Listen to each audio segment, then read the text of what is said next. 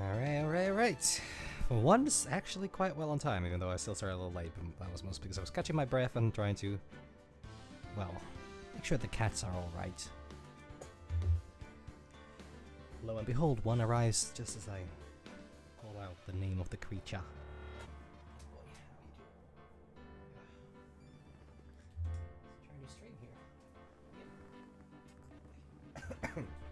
Yeah. So today, I don't know exactly how short this episode is. I realized that when I was told that, like, oh yeah, episode 4 is gonna be like a quick prequel to the episode 5 of this game. I kind of realized that does not, under any circumstance, actually mean that it's gonna be like a oh yeah, it's like a 2-hour long case that is just like a day of investigation and trial. No, actually, it might still be 3 hours of investigation and 3 hours of two separate trials. So, for as far as I know, this might be this might be not doable in a single stream. But anyways, the idea.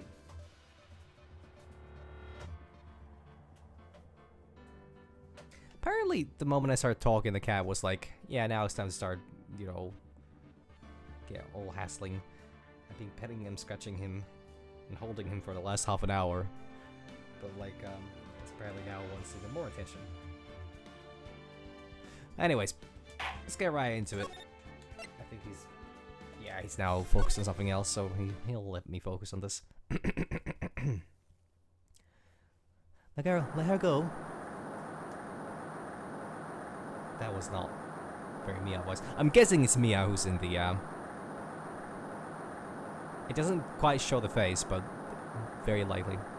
Shut up! Come closer, and I kill her. Sorry, but you're not going to get the chance. Yes, most likely it's Mia. Bang. Man fall down.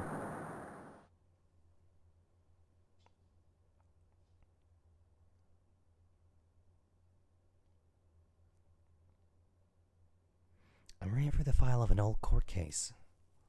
It was the first case of my longtime mentor, Mia Fey. Fugitive data. Picture, data 1. Name Terry Flawless. Charge kidnapping, murder, sentence death penalty. He just rocked like having a rope around his neck style. Fugitive movement. After escaping, Flawless met with and then murdered Sergeant Valerie Hawthorne, recaptured on Eagle Mountain about 8 hours after his escape. My very first client was a death row inmate who had recently broken out of prison. Well, I don't know. I don't know yet. I think I missed out a dialogue there, but I went through this already yesterday. 6 years earlier, Mia Fey first trial.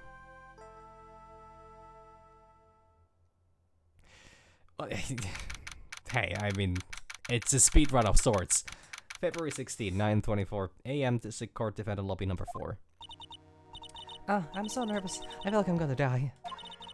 I never should have accepted this case. Eek! What is up with that D? I realize that's a really weird question, but I mean, like, the code on his shirt, the 073D. And also, like, really could not make a more guilty-looking individual. Well, except for those eyes. Ah! Good morning. Don't be so jumpy, Mia. I didn't do nothing. I swear, I didn't kill nobody. Very flawless. I keep pretty as flawless. Flawless performance. My first client. Sentenced to death 5 years ago, and now a prison escapee.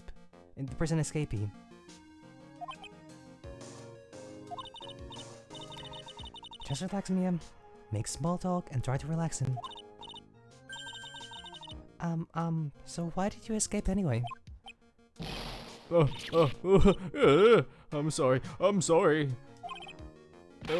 I didn't do nothing. I didn't kill nobody. I never lie. I didn't escape from nowhere. I'm concerned about the eyes.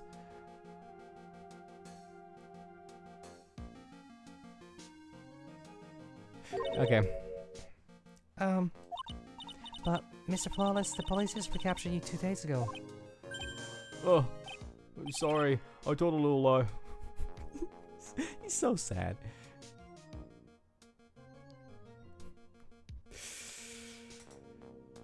Fuck it. Oh boy. Well, anyway, I didn't do it. I never killed nobody. I'm sorry for asking, but you're on death row, right? I'm really sorry. They sentenced me to die 5 years ago, but I was tricked, I tell you. That woman, she lied in her testimony. That's why I got the death penalty. I swear, I didn't kill her. I could never do that. 2 days ago, he escaped from the police wagon when he crashed. And about 8 hours later, a policewoman was murdered before the police could recapture him. You know, very likely it was, yeah. Well, we'll see how this goes. The police believe that Terry Flawless did it. After you escaped, did you meet a policewoman? Yeah, I did. She's the reason I escaped. Well, that much is true. You didn't meet with the victim. But I didn't kill her. It's really biting into that, ball. She was alive when I left. She was alive. It's true. I can trust him, right? I mean, I should. Huh. Whoa! Who's this guy?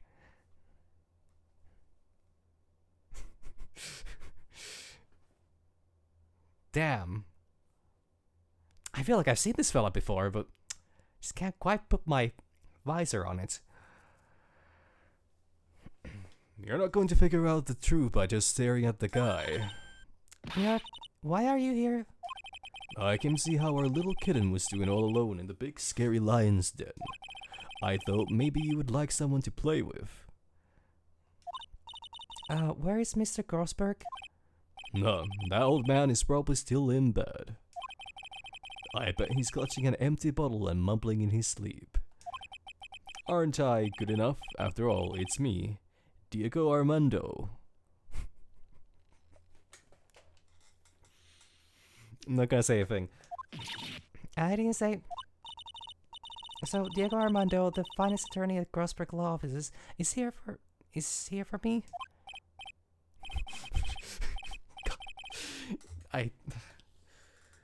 God, he could not have had a more unhinged fucking introduction. Well, actually, he could have, but... No. You got it all wrong today. You're the finest. After all, it took an amazing amount of guts to take this case. Imagine, an escaped death row convict for our first client. Yeah, thanks. I sure wish I could get out of it, though. Huh. Relax. I just heard some good news. The prosecutor for today is fresh out of his diapers as well. Oh, fuck. It's gonna be Edgeworth. It's literally gonna be Edgeworth. Really? However, unlike a certain somebody who I won't mention, he's earned a reputation as a genius since beginning his law career. Genius? Well, it's about time to head in, kitten. God fucking damn it. Oh, man.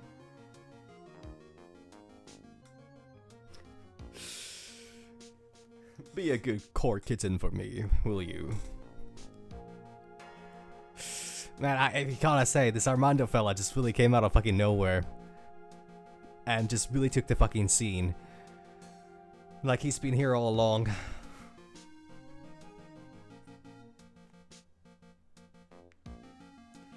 It's so fucking ridiculous. Sharpen those claws of yours. It's go time. A solitary confinement cell for the content must be the world's loneliest place. And that's why my client ran away from. And that's what my client ran away from. Every other lawyer gave up on him, but not me. When I saw those overflowing eyes and heard that simple, childlike voice, I just had the feeling that he was telling the truth. February 16, 10 a.m. District Court, courtroom number 4. Yep. There he is. Oh, this was a Canadian judge. Court is now in session for the trial of Terry Flawless, eh? Defense is ready, Your Honor. The prosecution has been ready for a while, Your Honor. I understand the lawyers for both sides are newcomers, eh? Yes, Your Honor. I'm EFA. Miles Edgeworth, Your Honor. So you're the new prosecutor everyone's talking about, eh? Actually does say that. They say you joined the prosecutor's office at quite an early age. At 20, Your Honor. I guess our little kitten hasn't earned herself much of a reputation yet, huh? Come on, Mia. You can't lose. I'm not someone younger than you.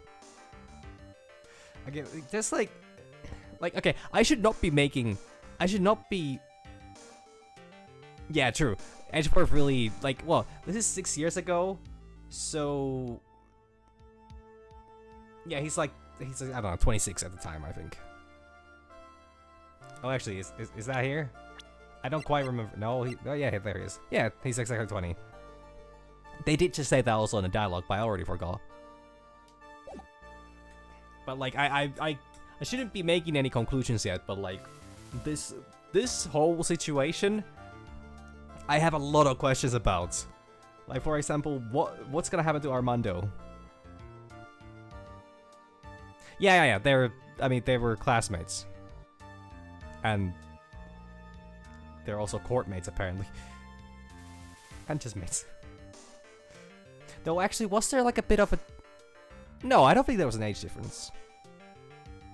Or was there a minor one? I don't remember. It's been a while since I played the first game. Well, 4 months. One day. They haven't been that yet, but soon. I'm sure Phoenix can fit one, courthouse bundo into his, void of a bedroom. Come here, you can't lose. Not to someone younger than you. Huh. Young people running a trial. I'm not too sure how I feel about that, eh? Now then, the defendant in this case is currently a felon on death row, eh? 2 days ago, he escaped from a police wagon. Is that correct? Eh? Precisely. The defendant is not on trial for escaping prison. On the day that the defendant escaped, a police woman was murdered. So we heard to determine if Mr. Flawless was responsible for her death? You got it, kitten. Well then, Mr. Edgeworth, let's hear your opening statement, eh? Yes, Your Honor. It was 5 years ago. The defendant, Terry Flawless, was sentenced to death in this very court. His crimes were kidnapping, extortion, and murder. The girl he threw off the bridge was only 14 years old.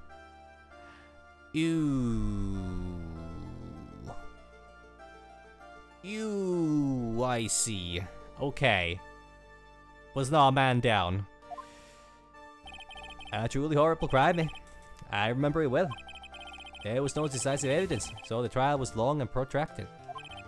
Correct, but in the end, what finally decided the case was a certain witness's testimony. A witness testimony?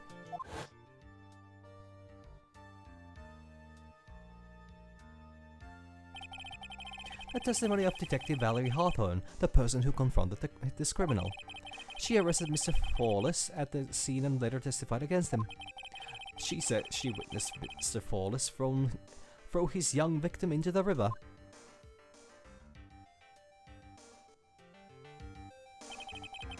For those who are not aware, Eagle River is well known for its powerful current. Most bodies that fall in are never recovered. Man, I do love the fact that they have nothing but a shoddy little, rickety bridge crossing the fucking gorge, when apparently multiple bodies have been reportedly fallen into the river and not been found. So Miss Hawthorne's testimony was the one that put him away. A police woman you just mentioned.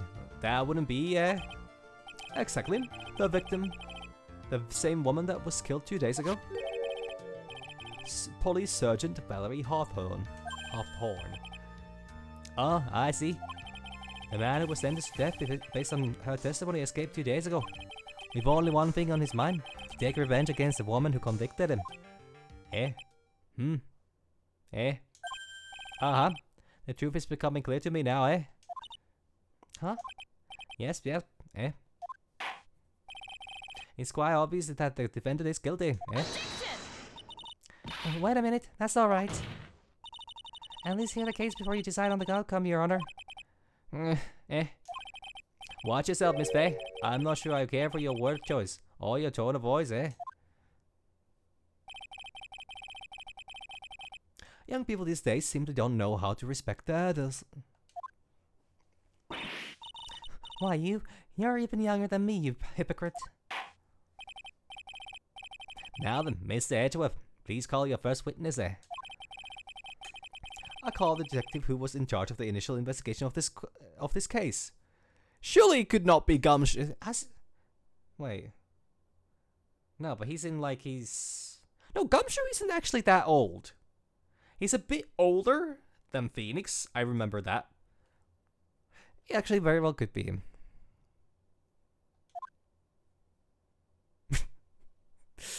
Oh no! Oh no!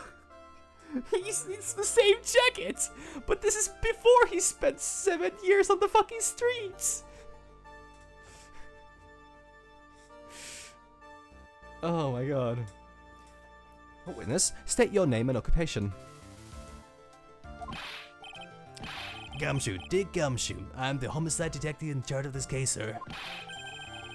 I finally got promoted to the detective division half a year ago. I don't believe anyone asked you about that. Hey ma'am, you got any idea how much work it takes? What is it? You're really gorgeous. Excuse me? No, seriously, my heart, it take you for. Oh, good god.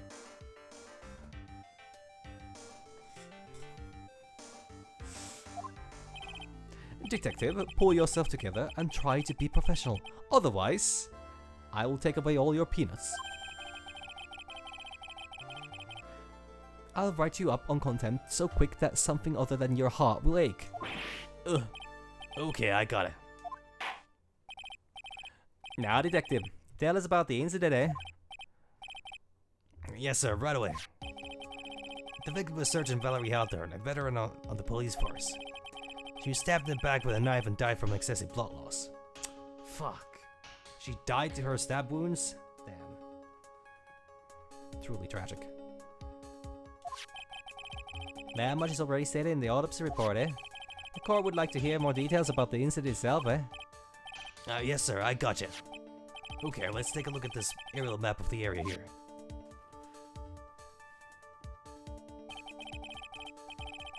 This is a sketch of Jusky Bridge. An old suspension bridge. And the river that runs under here is Eagle River. The victim and the defendant met here, on top of the bridge.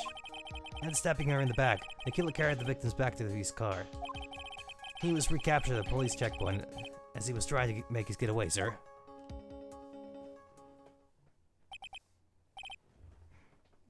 I see, yeah. Dusky Bridge map added to the court record.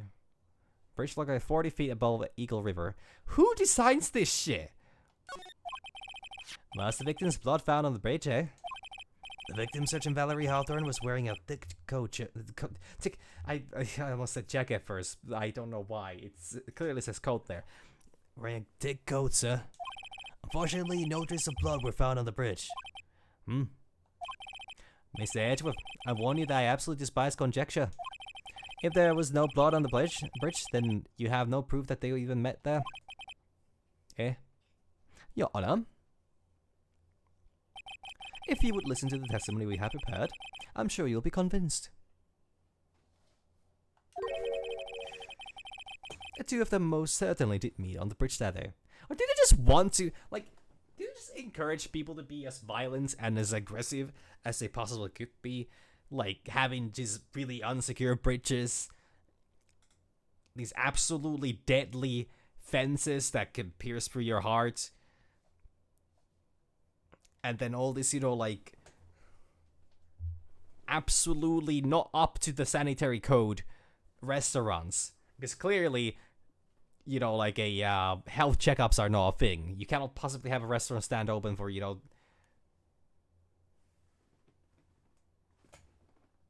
for years without serving actual edible food. Also, I'm pretty sure having aromatherapy oils in the kitchen next to the ingredients is a health code violation. Well, I'm Mr. Edgeworth, eh? I'm not sure I like you wagging your finger at me as though I were some hoser, eh? Some loser, eh? Detective, proceed with your testimony, eh? Yes, sir. Here we go, Mia. Hang on. Okay, now, listen carefully, kitten. One little mistake and this guy will drink you for morning tea. Trust me and get ready. Surely he's not drinking tea at this point. No, it doesn't look like him. Summary of the incident. On day of the incident, an unknown person phoned the surgeon and asked to meet. Sergeant Hawthorne went to Dusky Bridge at the designated time and met with Miss Flawless. And that's where she was brutally murdered, sir. The criminal stuffed her body into his car trunk and tried to make a getaway.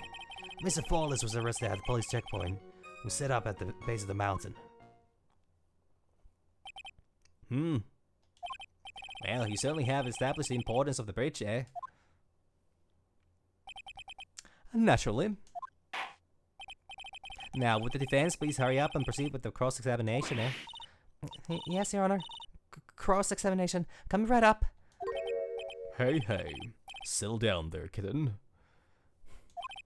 If you keep trembling like that, you're gonna make me spill my coffee. Okay, no, he does drink coffee. I'm not trembling. It's just cold in here. The courtroom can be cold battlefield, alright, especially for a beginner. I don't need you to worry about me. I mean the defendant, the witness, everyone's a beginner in here.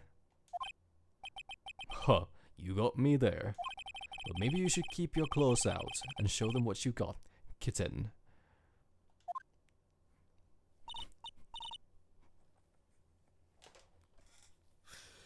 Courtroom daddy takes good care of their kittens and does not support declawing them.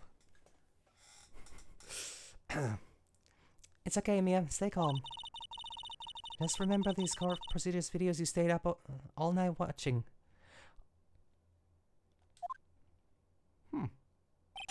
Summary of the incident. On the day of the incident, an unknown person phoned the surgeon and asked to meet. This unknown person? You have no idea who it might be, right? Sorry, but I'm afraid I do. What? The one who called Sergeant Hawthorne was the defendant, Terry Flawless. What? Defendant called her? Eh? Sergeant Hawthorne was a very thorough. Sorry, that's a word that I always struggle with.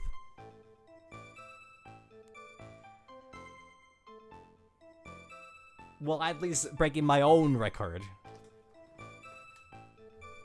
But I'm very much not intending to just keep saying kitten over and over again, but unfortunately the game is forcing me to. He has a gun to my head.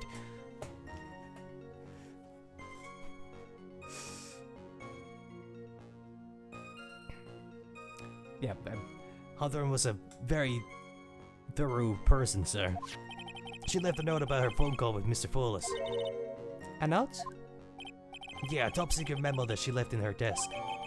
A victim's note at the court record. Confidential police materials written by the victim. Oh yeah, that seems really normal and healthy. According to this note, it seems the one who called her on the bridge was indeed, the defendant. Very flawless, Whose bright idea was it to keep that note from me? Huh, looks like the judge is even more sure of his verdict now. Listen up. Never ask a question if you don't already know the answer. It's a detective's fault. He's the one that said unknown person. Hey now, don't make that face. I just said it was that way because the prosecutor told me to. Was that a trap? With that cute face, I didn't expect him to be so sneaky.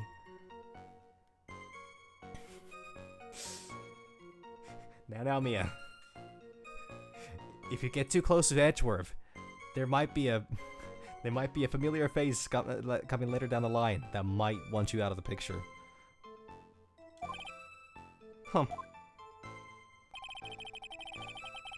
Sergeant Hawthorne went to Dusky Bridge at the designated time and met with Mr. Falls. A bridge up in the mountains? But why meet there? Because it is a very important place to the defendant. That's why. What do you mean by that, eh?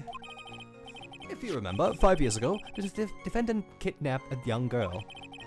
He was chased onto a bridge, and it was there that he killed his hostage. And the place where all of this occurred is, of course, Dusky Bridge. Huh? The very place where Sergeant Hawthorne arrested and handcuffed Mr. Fawless. So there's an interesting thing here, because if I remember right, Edgeworth had not lost a single case during his entire career before, before he met his star-crossed lover, Phoenix. Meaning that this case will most likely result in Mia losing it, unless something really fucky-wucky happens. Like somebody dies, and the trial never is, completed. I don't quite remember the details of the first case, or the first episode of the third game, so I don't know exactly what was going on here, but I know that some shenanigans might go down. Unless I'm thinking of a completely different thing. Huh, returning to the scene of the crime. How nostalgic. And that's where she was brutally murdered, sir. Was the body of the victim discovered right away? Yeah, we were really on the ball. We found the criminal within 1 hour of the murder. It was great. We even got to say, "Don't move, we got you surrounded." Wait a second. Isn't there something weird about that? Location was Suspension Bridge, up in the mountains. So how did they find out about the crime so quickly? Sergeant Hawthorne must have mentioned the phone call to someone else, right? Huh. If that's what happened, then she wouldn't have been killed. She never mentioned the phone call from Mr. Fawless, but she left a note on her desk about him. If only I had noticed it earlier, maybe she'd still be alive. I wonder why she didn't mention the phone call to anyone. The criminal stuffed her body into his car trunk and tried to make a getaway. Actually, I don't know if I said this the last time, but I am actually so happy. I'm so incredibly happy that Mia is still back in the game. Or like, they bring Mia back around in different forms of either timeline bullshittery or then, channeling the dead spirits bullshittery. Because I actually would have really liked to have Mia as a consistent character. Like, I kind of expected that Mia would be like helping Phoenix for the first few cases. I didn't quite expect that that was still gonna happen after she died, but yeah, I think I like the character as like a this kind of mentor kind of thing, and I also really like the fact that we're going back in time. Like, I think Mia is actually a really well done character, at least thus far. I didn't press this yet. Sorry, I got sidetracked. Mr. Fawless had a car then? Well, that bridge is way up in the mountains, man. The defendant and the victim both went up there by car. I mean, how else, right? Well, you mean the defendant drove his own car, eh? No, of course not. He was stolen. He stole it from a young couple that had been waiting at a red light. Car thieves. I'm not sure how I feel about car thieves, eh? You're indifferent about kidnapping, murder. What was the first thing again? What started this whole thing? Was it like a bank robbery or something like that? But you draw the line at car thieves? Okay. Is this guy sure about how he feels about anything? The judges of this universe seem to be the most quirky ass bitches you could imagine. There's a photo of the stolen car's trunk. And then again, makes sense considering they're all bound to the one grave hive mind. The Great Gavel. Alright. Naturally, that's the body of Valerie Hawthorne in there. Well, that doesn't look too comfortable, eh?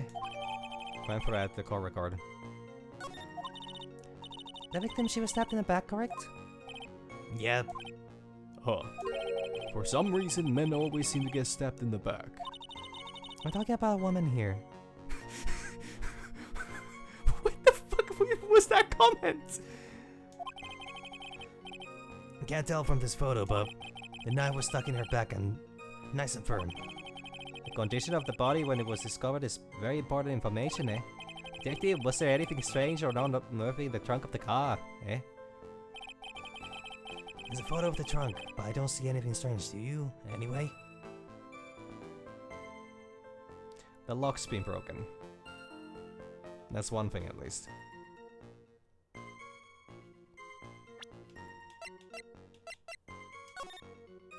Full photo. Well, I mean, okay, lock being broken makes sense because of the fact that it's a stolen car. Anything else here?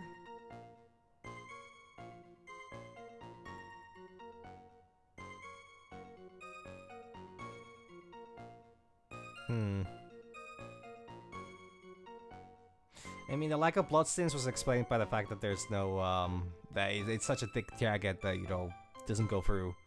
I mean, it's a very, hell, that's one hell of a rain jacket, to be honest.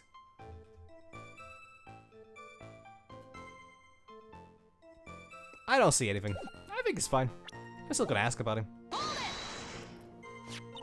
What did the defendant have to say about this photo? Well, he always says, ma'am.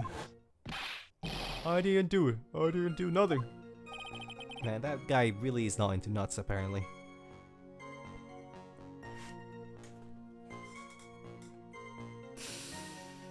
Ugh, man, the fucking 5-year runner-up champion for no nut. No nut nothing. That's all he says. Nothing. I wouldn't say he did nothing. At the very least, we know he stole a car, eh? Just what he always says, Your Honor, and then he always says. Sorry. They're not Canadian. Well, last I checked. Sorry, I told a little lie. Or something like that. Well, in any case, it seems he was caught and arrested. Precisely. This fellow was arrested at a police checkpoint. We set up in the base of the mountain. That's certainly some impressive police work. Well, no, actually, it was way too close for comfort. We set up that checkpoint just after 5 p.m. We figured that Mr. Flawless might just try to run. What do you mean it was too close for comfort? The two of them arranged to meet at 4:30 p.m. And it takes approximately 30 minutes to go from the bridge to the checkpoint. That was kinda close. Any later and Mr. Flawless could have slipped right by. Listen up, kid. There's a big trap waiting for you in that testimony. A trap? Walk into it carelessly and it will leave more than just a flesh wound. Fun, huh? No, it's not. Well, if you want to have any chance at all, you better get some more information. And if you're going to get caught in that trap, it's best to get caught early. And always look for contradictions afterwards. Never famous contradictions. I sure hope I can find some of those.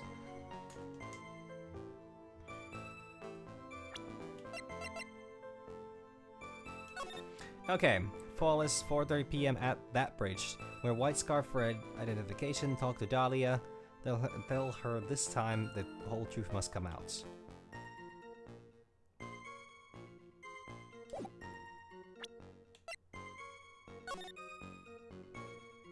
"5 yards. Don't know what that fucking means. How many football fields is that?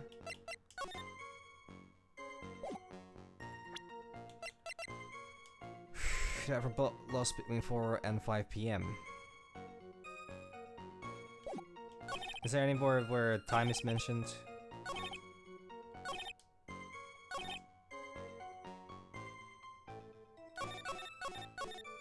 Probably the presses again.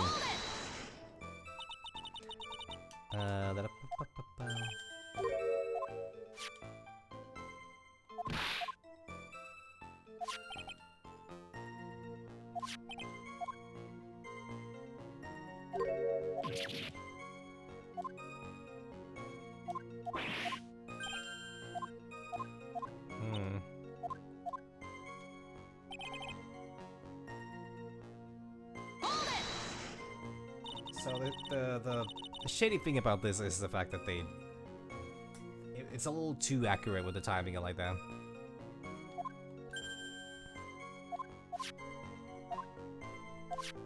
Cat, no, you're not going for... Leave my glass out of this, okay? You can stay in my lap, but you don't go any further than that. There's also a pair of scissors there, and I don't want you cutting yourself or anybody else with those. Oh great, he's on my headphones cord. My head's gonna be a little tilted from now on, apparently.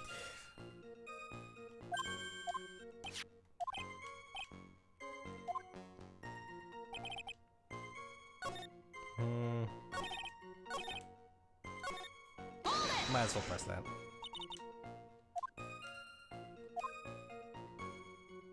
One hour of a murder.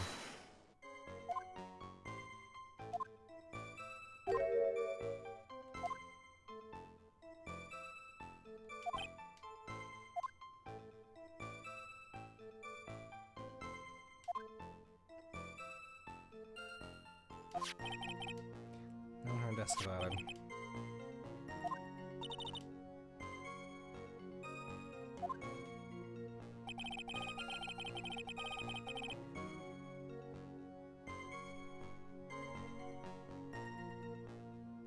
And the question is, clearly the problem is that something, there's a whole thing about the whole truth thing, so I'm guessing that Hawthorne was, you know, actually guilty. Well, okay, we saw the intro, and there was gunfire. She missed her shot, and most likely killed the kid.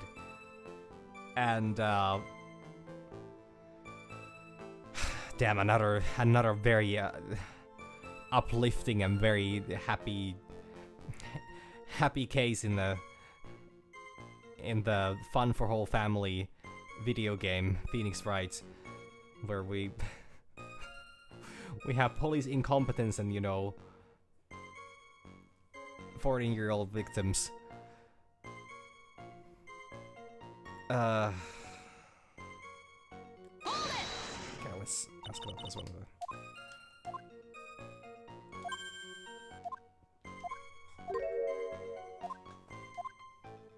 Nothing on that.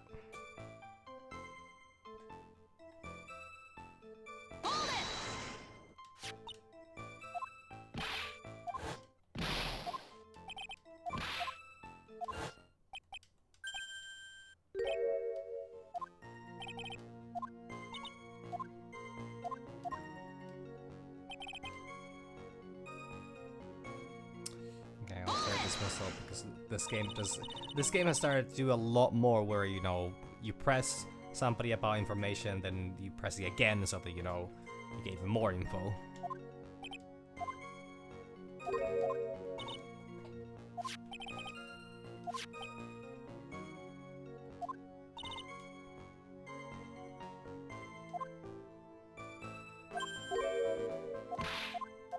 Well, I'm pretty sure I walked into the trap already, and I think that's how I got more info.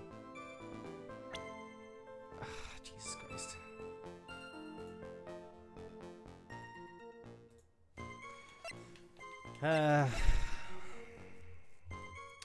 5 p.m.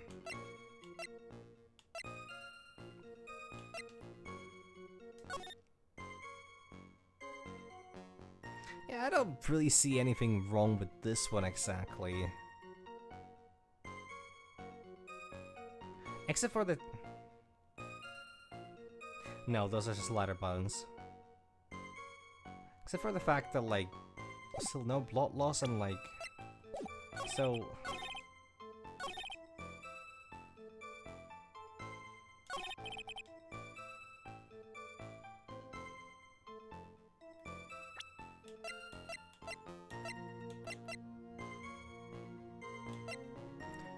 Blood loss between 4 and 5 p.m.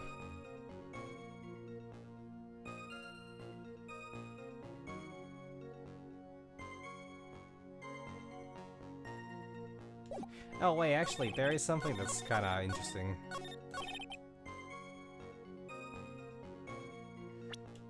Damn, this is actually quite a convoluted case.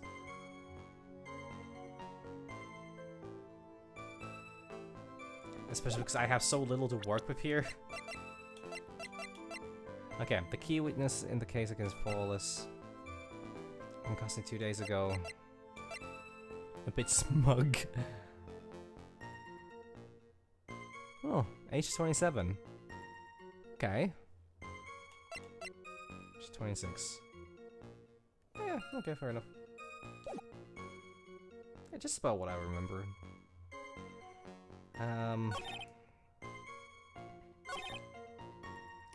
the car trunk and try to get out. Maybe get away.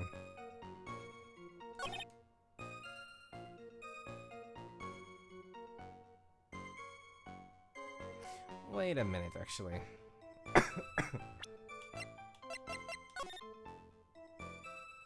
No. Damn, I'm... This speedrun really, you know, took a fucking stop here. Brutally murdered.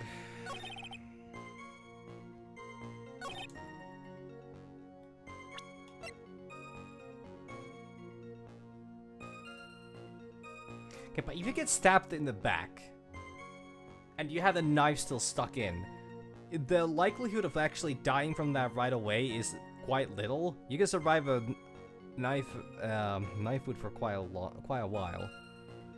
Let's try this. No, that doesn't work. Slam his desk. Connor, what do you think about the witness statements? I don't think anything of it. How about you? I guess I don't think anything of it either. And we don't have a problem. Well, we do have a penalty. Hey. That wasn't a problem. Can we just let it slide? So I know I need to present something here. I cannot get any more statements out of this. And it kinda has to be this one.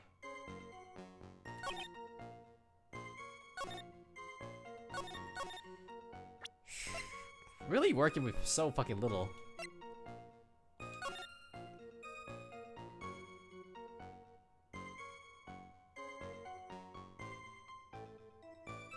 Wait, how does this actually function? How does this function actually?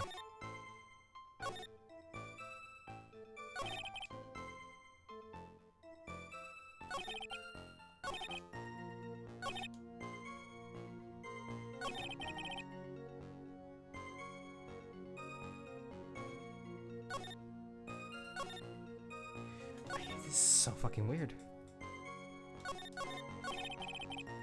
Actually, I kind of feel like I might want to save here because I'm currently working with fucking nothing. Like, okay. So, we know that something was fishy about this.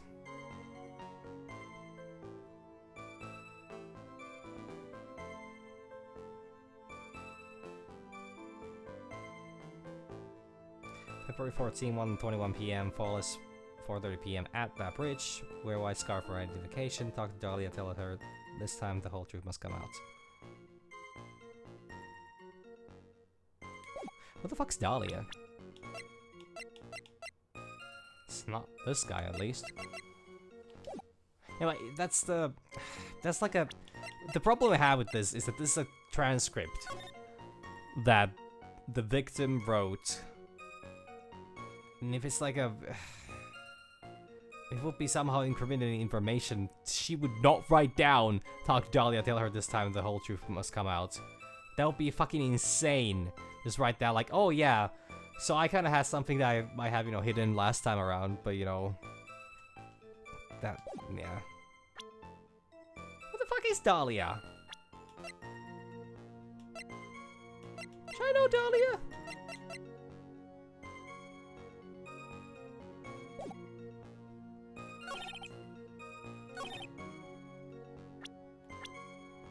Should I know?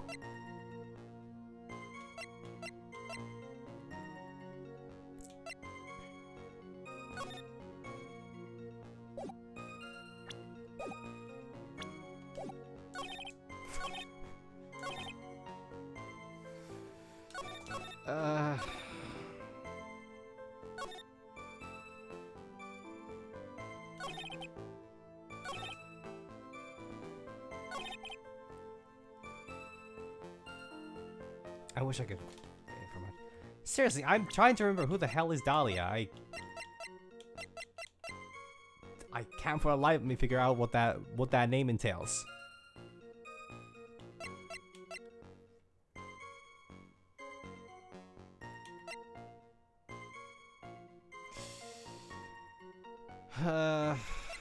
Okay.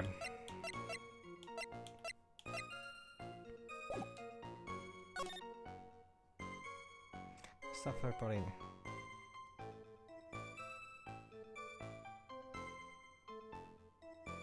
Yeah, I know Dolly.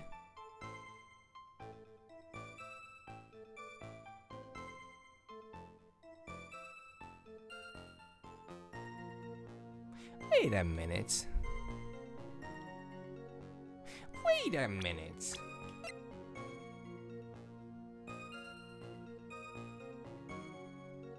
Fuck. Oh, fuck. Oh, who were the fucking people in the... Oh, God.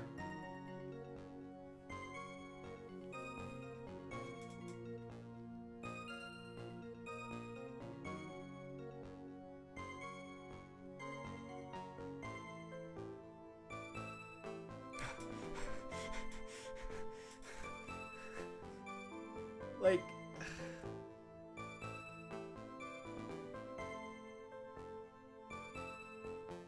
Who was Dahlia in the first...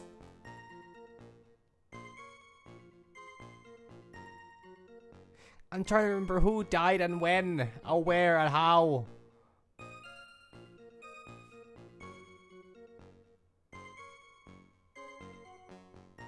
All the bells are currently being missed, and I don't know what I'm doing with this case.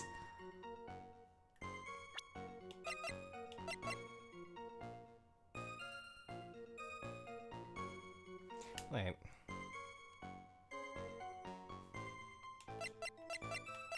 I forgot which I already tried. No, I tried that one on the, I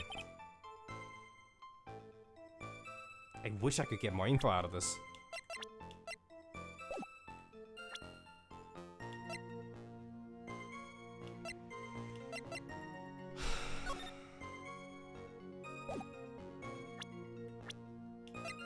This gives me so little, and I have so little idea as to what's going on in this case, actually.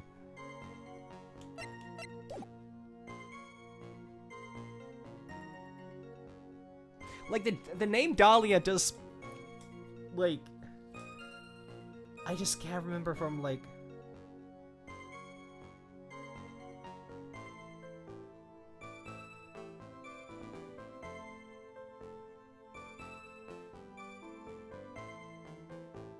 Like, I know that has popped up before in this game, but I'm just like, there's so many names and so many scenarios. I'm like, was that just like somebody... Was that police member investigating the earlier case, or... Because... I don't remember the name of the person who died, who Dolly poisoned.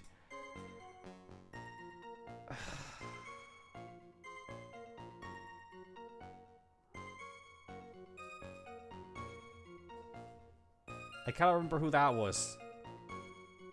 Oh, Jesus Christ.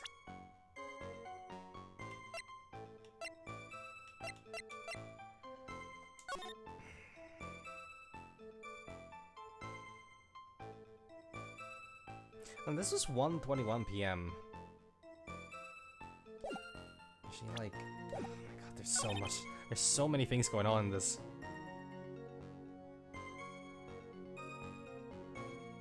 Well, because I'm trying to remember what that guy's name was. I remember there was a connection to Mia. But okay, I guess that's not that relevant.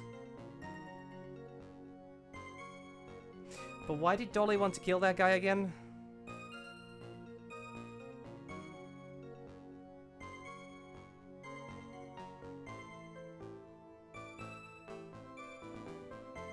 They were a detective, I think.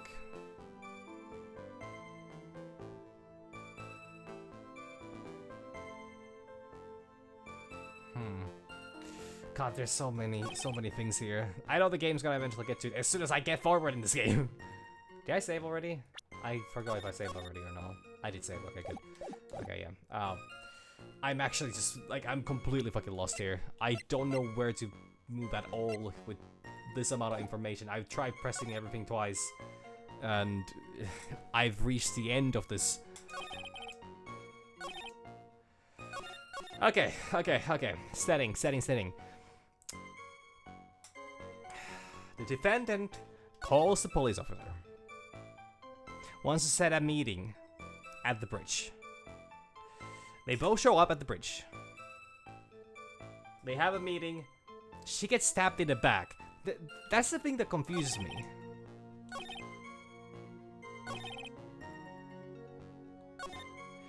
The brutally murdered part is the thing that, like... Addiction! No.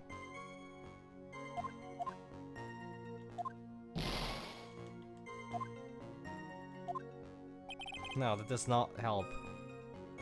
The fact that it's... I mean, okay, it's a brutal murder, but like...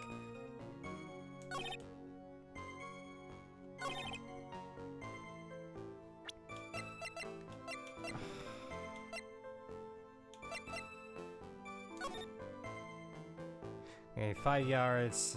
Because the bridge is out. I know that's I know that is important. But where's the other car? Yeah, where is the other car? That's what I'm wondering, but there's no mentioning of second car.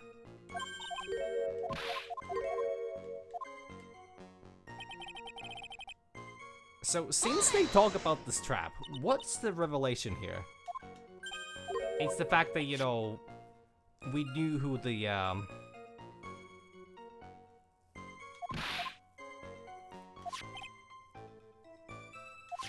Flawless.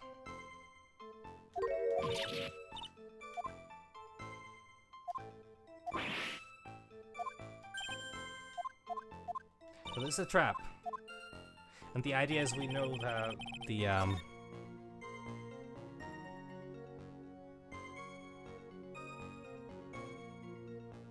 I don't know if I need it. I'm just trying to remember, like, what's the relation, because, like, I don't remember who's connected to. Because I don't remember Dolly's last name. I don't remember the fucking... I don't remember the intrinsic, you know...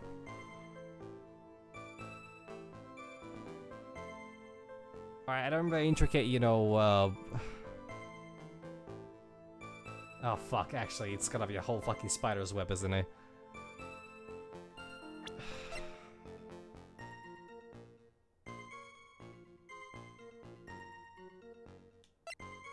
It's so complicated.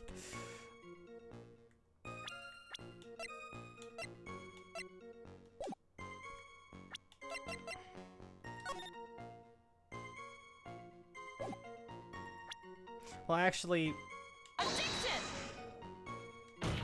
No. No, it's not enough the fact that, like, it's... Nothing of this actually indicates that... Wow, I'm getting fucking nowhere with this. But, like... Maybe the game wants me to fail.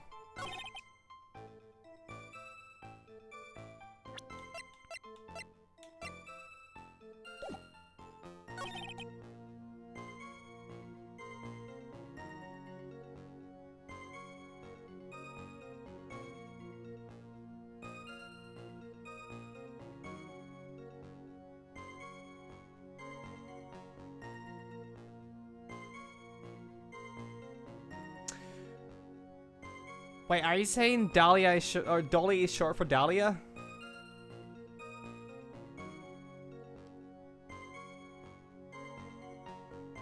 Because I mean, I had a feeling, but I have never heard. Well, actually, I don't know what else would be shorter to Dolly. Fuck. And then I'm kind of seeing how the. Oh no.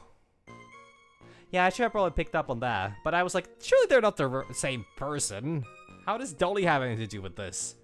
Yeah, it was Dahlia Hawthorne. Yeah, I remember Hawthorne from the first case, and yeah, it was Dahlia, in quotation marks, Dolly Hawthorne. Yeah, you know.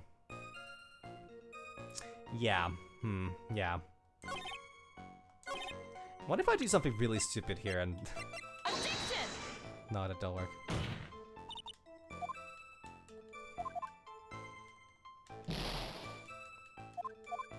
I'm just really curious to like what this game actually want from me here.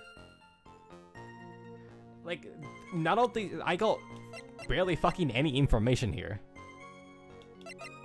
The only thing I got is this photo, which I cannot do anything about, because pressing it doesn't give me any information. Wait, actually, holy shit. Oh my god. Wait, I'm a fucking idiot. I'm a fucking idiot. I'll just load up. I'm a fucking idiot. Holy fuck. Oh, yeah, oopsie. Yeah. Yikes. Witness? Yeah, you know, like... That's very true. The fact that I didn't get to investigate and get like a premise for the whole case makes it a lot harder to actually like get on with the case. Also, that face does not. Yeah, oh my god. There's a very simple contradiction that I've been overlooking this whole time. I was like, oh, something's wrong with the picture. Well, I don't fucking know. It's the fucking white scarf. Oh my god. Like, oh, I don't know what the fuck happened there. Yeah. They literally even pointed out at the fact that I don't see anything weird if this is a photo. Anyways. But yeah, no, that's fair. What is it? Do you have something to say, Miss Faye? I'm sorry, I totally forgot what I was going to say. And this is the first time I've ever had to actually address someone like that. You should have practice before coming to court, eh? Honestly, Miss Faye, I'm not sure I like this. Eh? Say there, little kitten. Want a piece of my coffee candy? Candy? Well, you're still too young to be drinking real coffee. Wait, isn't she like 21? No, we don't actually see how old she is in this. Like, I figured it was a photo, but I was like, okay, is it the fact that there's no blood stains on it? Is the fact that, like, we're not seeing the knife? Is the fact that there's only one car? It was the scarf. Yeah. It was a scarf that was not discussed, first of all. If I had at no point realized to actually read the fucking letter, which I, by all means, should have done right off the fucking bat, I would not have noticed that. Oh my god. Yeah. Come on, Mia. Shake it off. You're a lawyer. Detective? Yes, ma'am. This photo? You said that there was nothing peculiar about it. Is that correct? Yeah, that's what I said. Well then, I suggest you take another look at the note written by the victim. The note? It very clearly says, wear white scarf for your identification. The caller must have forgotten what the victim looked like. Thus, this special request. I have one very simple question for you, detective. Where is the white scarf? I can't seem to find it in this photo.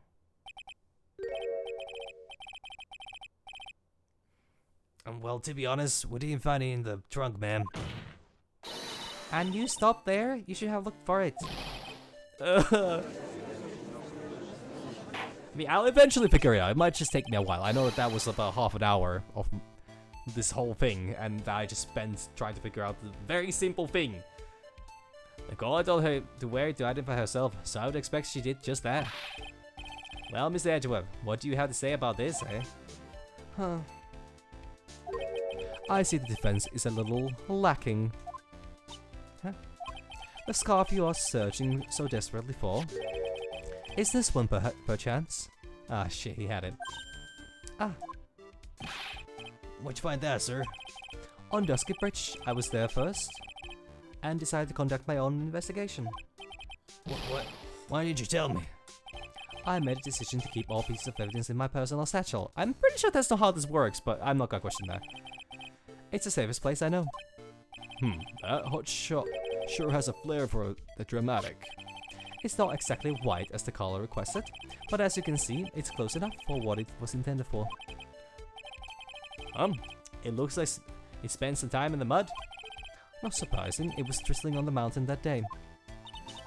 Investigator Edgeworth. He was intentionally hiding that scarf for the whole time. The court will accept the scarf into evidence. Because I also, like, that was apparently a trap that they were building up. So when...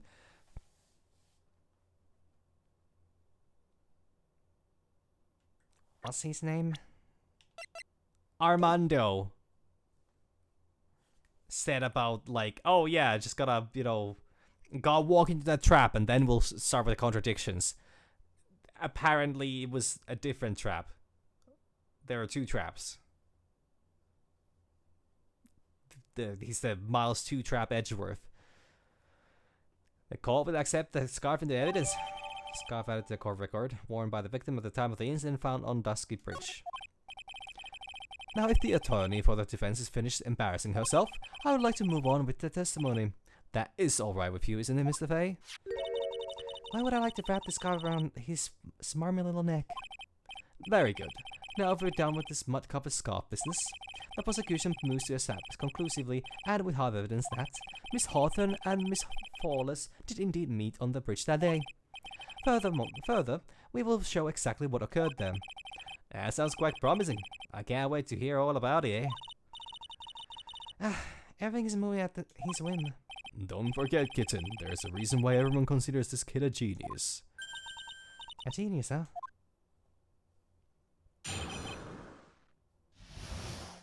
Events on Dusky Bridge. Actually, there's an eyewitness who was there when the incident took place. This photo was accidentally taken by the witness. It shows the Vic wearing the scarf, sir. Oh god, this is gonna be a lot harder again. It was drizzling that day. Unfortunately, it's a little hard to say what's going on. I would definitely say that's a white scarf and not a blue one. Anyway, the criminal shoved the victim down from behind and stabbed her in the back. That must have been when the scarf fell off. Looking at this photo, you really get the sense that this bridge is very high up. It's about a 40-foot drop from the bridge to the Eagle River down below. Mr. Edgeworth, who took this photo anyway? Let's just say that it was a well-intentioned third party. Ah, a potential witness. Why isn't this person in the courtroom? Well, they say they absolutely did not want to testify. The person in question is very delicate, Your Honor. Besides, as long as we have this photo, we see no reason to compel them to testify. Oh, true. At this point, Edgeworth would have been absolutely fucking ruthless in his methodology, where he would, like, straight up not care how he wins. I'm not sure how I feel about that. Witness photo added to the court record seems to have been taken by the witness. So, as you can see, Terry Fawless has had both the motive and the opportunity. I think it's quite clear at this point what happened on that bridge. The truth is becoming clear to me now. Huh? Yes, it's quite obvious. He's clearly guilty. Not again, that's not fair. I haven't even done my cross-examination yet. What do you mean,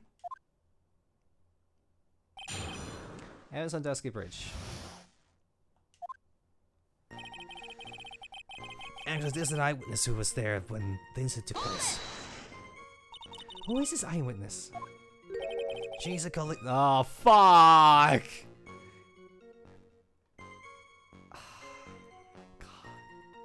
She's a college student. A female college student? That's right. Meaning she's female and a college student, ma'am. for the clarification, Gumshoe. She does do well in front of other people, so I came to testify for her. Maybe so. No way, actually, it very likely is not Lotta, actually. She would not be in college at this point yet. Yeah, she would not be. I think I know who else this might be. Maybe so, but as the attorney for the defense, I have the right to cross-examine her.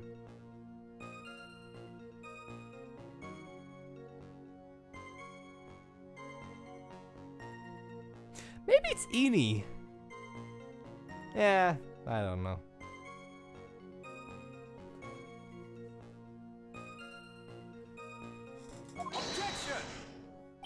For the time being, we're not relying on the witness's statements. That is all. What is that supposed to mean? The prosecution has other, more decisive evidence. Our case doesn't rest on the vague testimony of a female college student. A female college student, eh? You mean she's female and a college student, sir? Thanks for the clarification, Gumshoe. What would we do without you? If you absolutely must hear her testimony, you'll have to give us a good reason why. Please tell us about the more decisive evidence into question. The photo was accidentally taken by the witness. It shows a thick fur in the scarf, sir. The victim is wearing a scarf in that photo, alright? So about the witness who took this photo, what was this person doing all the way up in the mountains? She was taking photos of the wildflowers, apparently. There are many unusual types of flora on that mountain, Miss Faye. The people in the area say it's because of the spirits that live there. Spirits? Now that you mention it, this photo. This cloudy fog-like thing, eh? Is it a ghost? I don't believe it. Every judge in this universe is also a caricature character from a Scooby-Doo animated show. No, Your Honor, no. I don't think it's a ghost. It was drizzling that day. Unfortunately, it's a little hard to see what's going on. Drizzling, huh? That's right. There was a light rain coming down. The whole place was dreary. But not as dreary as the mood that's in this courtroom right now. It's fucking nothing. Absolutely nothing. Dead silence. It looks like a cold front just moved in. Just like me trying to remember who the fuck Dolly is. Or Dahlia, I guess. In any case. The point is that the area was quite damp. There was even some fog. I even slipped and fell while I was on the bridge. It was really something. Anyway, the criminal showed the victim down from behind and stabbed her in the back. Is that part of the witness's testimony as well? Oh, of course it is. He pushed the victim hard in the back and she fell down right on her stomach. I remember that happening once myself. It was really brutal. Brutal? Are you talking about seeing someone get pushed, or were you the one getting pushed? Or does it mean that you pushed someone down like that once? When he's mind-boggling tales and the way he said brutal, I wonder if he's Canadian. Are you fucking serious?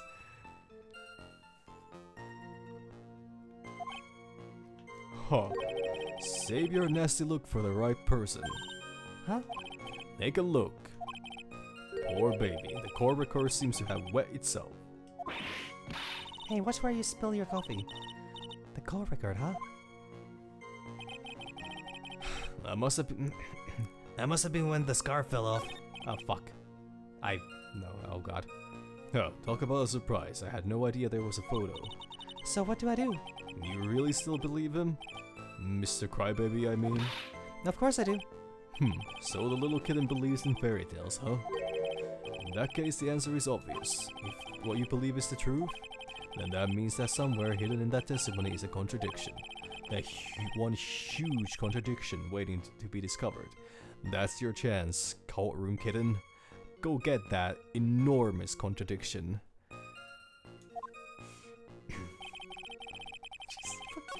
Okay, I need to press this one. So in other words, there was a struggle between the criminal and the victim, huh? That's what the witness said. Well, it looks like she didn't remember about the scarf. Well, from what she said, it sounded like a pretty violent fight, man. The area was wet from rain. The bridge was probably wet too. It would explain why the scar was all covered in mud, but there's something about this discipline that's still bothering me. We're not gonna go into that whole kitten stuff again. So, I have a pretty strong feeling about what I'm gonna do next is going to be the right call, but also, I am... While I'm not colorblind, so to say, you never really know about these things. Never mind. Apparently, it's white enough. It doesn't match that one, but like, okay.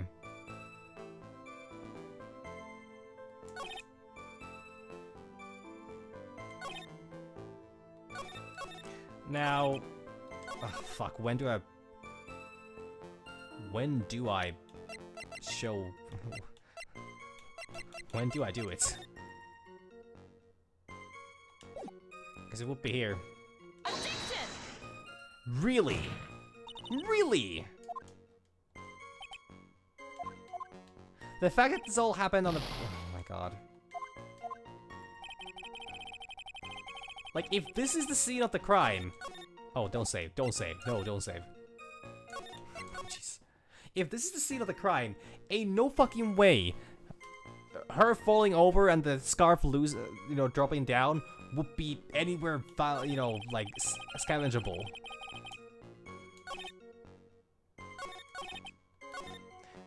Wait, did I press this one already? I did. Very much it.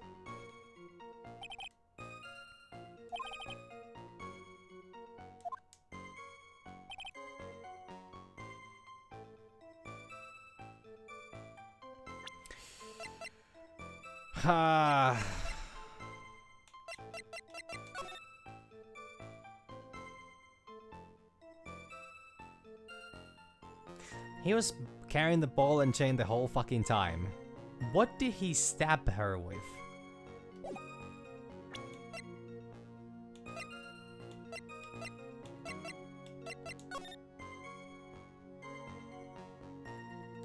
What about the hat, though? Actually, the hat is also... Oh, shit. Actually, since this didn't work, I actually kind of do want to try this one, then. No.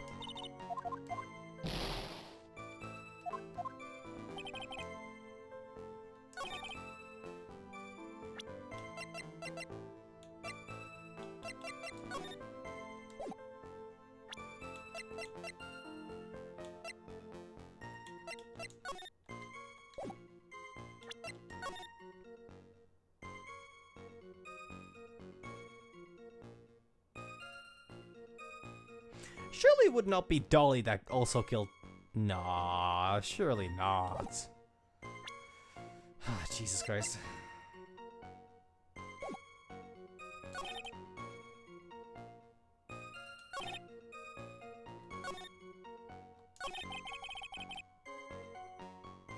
Okay, maybe it works here. Doesn't. Really? So we're gonna ignore the whole bridge part, huh? Nah, in that case I'm just gonna... Oh, man, this is tough.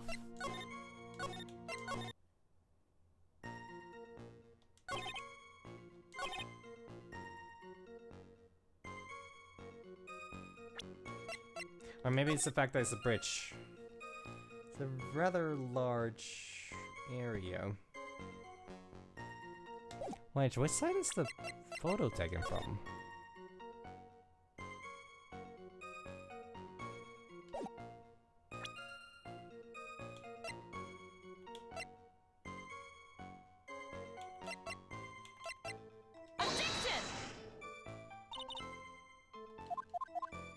Like, I wouldn't even say that, I'm particularly... Wait, did I press down the wrong one? No, I did not. Like, I wouldn't even say I'm, like, completely off with my accusations. This game won something really fucking specific here. Like, really specific.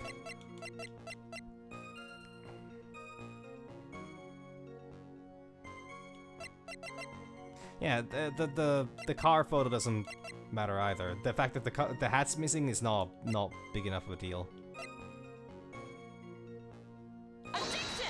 Is this really not it? The fact that this... They say, oh yeah, they met on a bridge and then, you know, the scar fell. Is it really not that? Or maybe I didn't try at the right time? Oh, fuck. No, I can still afford that one, actually. No, really? Holy fuck. They want really fucking specific things here. What's the first one? Okay, maybe I need to press this again. I actually realized I haven't done that yet. But I know where the game's going with the fact that it's putting so much emphasis on the fact that it's a female and a college student. It's really, really heavily, you know.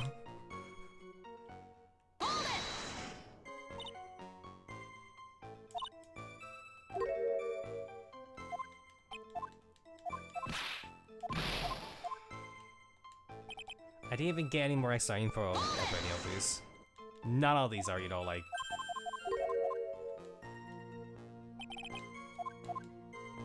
Area's quite damp and...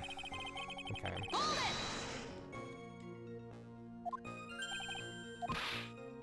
Hard in the back and she fell down. Oh! She fell down right on her stomach. Wouldn't that actually...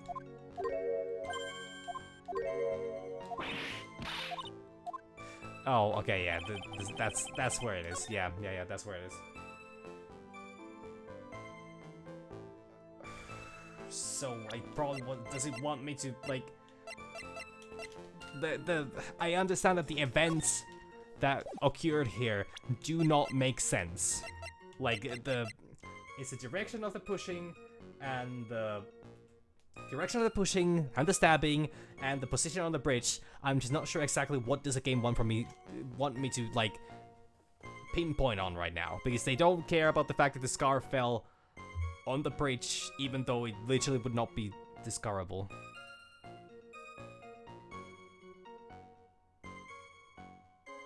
I mean, I wouldn't say it's any... Well, yeah, it's not any weirder than the vice versa. Of like, you know, it's about equal levels of weird when you play as a when you play as a woman, you have a older guy as your assistant, and then when you play as a man, you have a younger woman as an assistant. It's still weird though. It's equally as weird. But you know, that's just how they want the dynamic to work apparently. Is this really not it either? Really? That's true.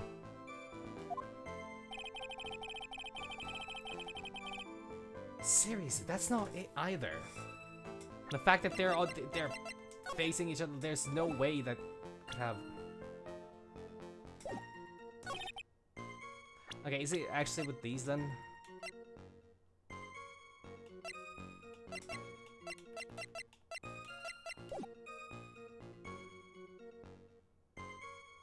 What do you mean, worst kept secrets? I have no idea what you're talking about. I'm really glad that they introduced a completely new and unseen, never before seen character, Armando. I constantly keep trying to say Arnold.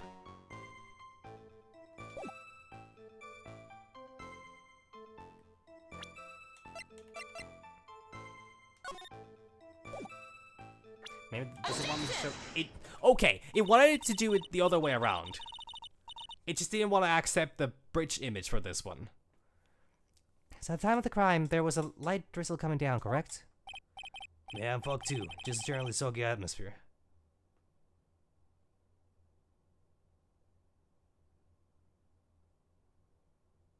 Well, you see, there's a very specific there's a very specific idea that's in my head about who, like, where does the name Armando come from? Because I actually do know that it was mentioned beforehand. I just have no recollection as to what point. So, I'll see how that works out. Yeah, Vogue too, just generally soggy atmosphere. Well, I have evidence that doesn't go with the soggy atmosphere. There's a photo of the victim's body that was found in the car trunk. Okay, actually, they want the weather. I don't recognize wet hair. I don't have any. Considering the conditions at the scene of the crime, something isn't right. He's like, wait a minute. Oh no. Well, by all means, please enlighten us as to what isn't right. What is it about? Oh,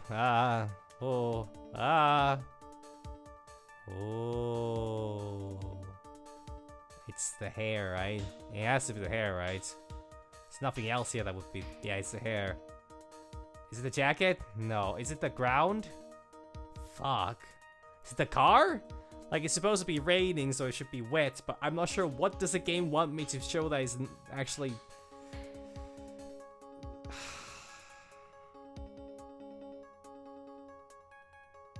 It's a black and white photo, man.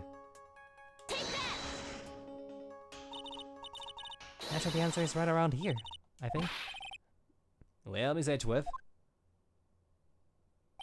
It seems to me that Miss Faye could use a trunk herself. What? One that she could hide all of her bitter memories from this trial in. Nice.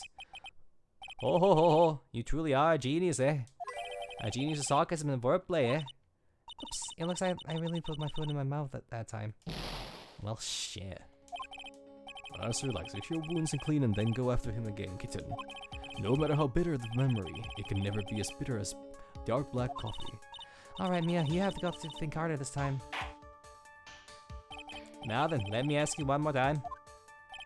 What is it about this photo of the trunk that doesn't fit with the condition that day? Seriously, it's... oh my god.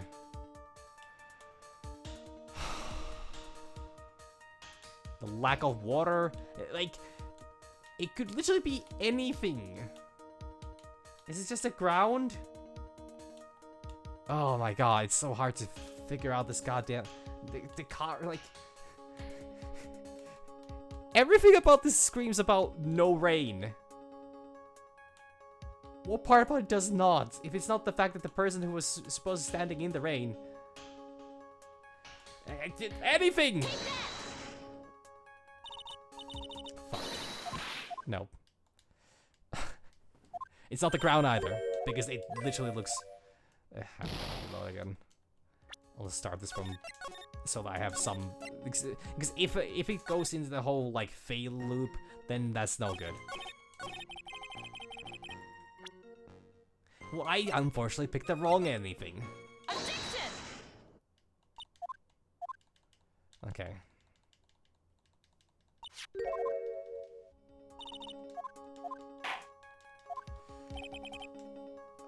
That doesn't fit with the... okay, what part? I should have checked the fucking court record there. I had a chance and I completely forgot about that. In fact, there's no water here. There's no water on this. The car is completely dry. There's no water here. Like...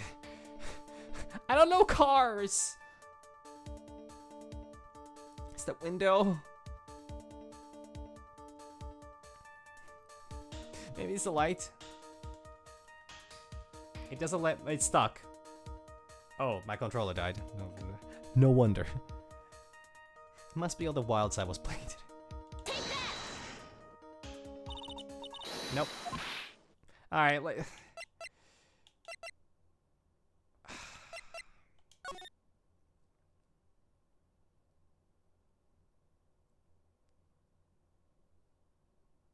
does she have a belt in there? She does have a belt in there. So it's raining, it's slippery, it's wet, and it's not her. I think. It's not her hair, it's not the fact that she doesn't have a hat, it's probably not the scarf either. her arms and her legs. It's not like... huh?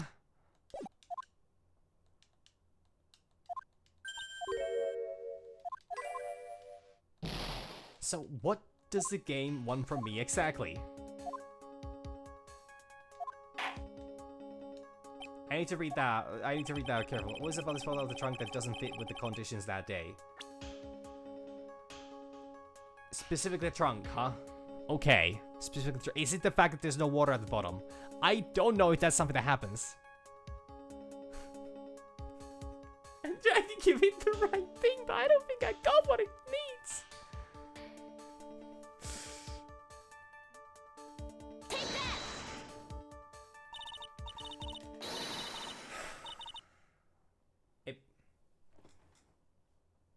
It's not the fact that the car is not wet. It's not the fact that the ground's not wet. It's not the fact that her hair is not wet. It's not the fact that, like, nothing in this picture shows that it was raining. It's the fact that there's no water at the bottom of the fucking trunk. Wait, when was this photo taken again? Oh, fuck. Actually, no, this makes perfect sense. I'm a fucking idiot again. Yeah, no, because there would be water. Yeah, fair. Actually, fair. Yeah, no, it's because this photo was taken after the body was discovered. Yeah. Naturally, their answer is right around here, I think. Well, Miss Edgeworth. No, wait. Is it still wrong?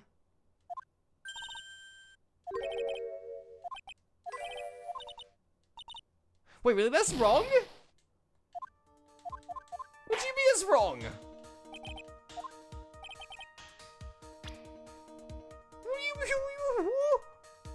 The fucking glass then?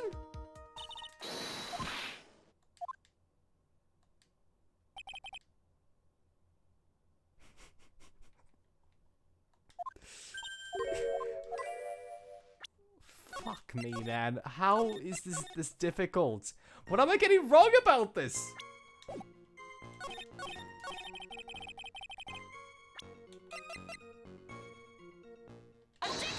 Is it the fucking neck? The fact that there's no scarf? I have put in every part of the car thus far. Every part of it. Everything about this I've been pointing at. And it doesn't accept a thing. The broken lock. It's a broken lock. Is it just her? Is it just her jacket? You motherfucker! What? It's like, oh, okay, they want something about the truck because they want to specify on the trunk specifically because, like, oh, it's not the fact that she looks, dry. It's like it would not have been raining. It has to be with the car somewhere like there. Yeah, that explains it, right? No, it's the fucking jacket that supposedly is so fucking water absorbent that you don't even get fucking blood stains coming out of it. It's a person holds like I don't know how many liters of blood, but you stab them in the back, it's gonna start fucking leaking out, and it's gonna take more than a fucking jacket to stop it, unless it's a really thick jacket. But if it's a really thick jacket, then there would be no water there either. What the fuck? Anyways, the victim's Cody. As far as I can see, there is nothing strange about it. Eh? That's exactly what's strange. Recall the testimony. What were the conditions on the bridge that day? It was drizzling and foggy. The Dusky Bridge was all wet. If the victim really had fallen down on her stomach on top of the bridge, then the front of her coat should have been covered in... Okay, actually, that's fair enough. But once again, if she fell on the bridge, how is there mud on the bridge? It's wood. There's no mud there.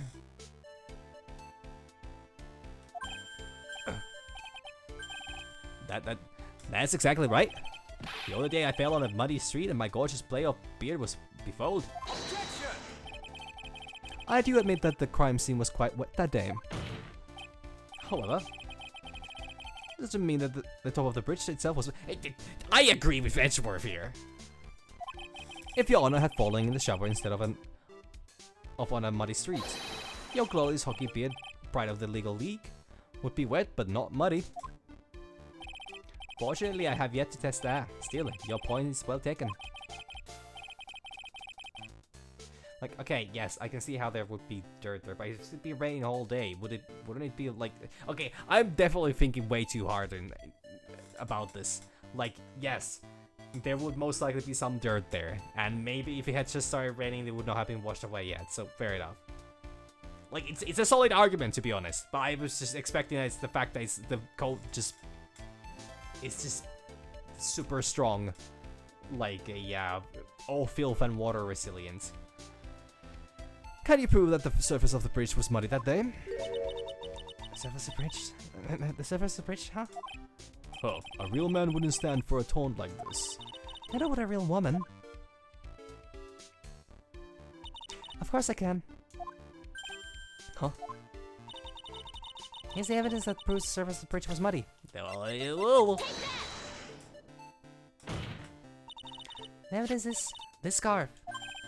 Oh? It should be obvious. If the scarf fell onto the bridge and got this muddy, it means that the bridge was obviously covered in mud. No, I can't be outwitted by this novice bimbo. Holy fuck, Edgeworth! Hey, same to you, buddy. You're right, he's nothing but just a really dumb bimbo, but also kind of smart. Or he's a himbo, I guess.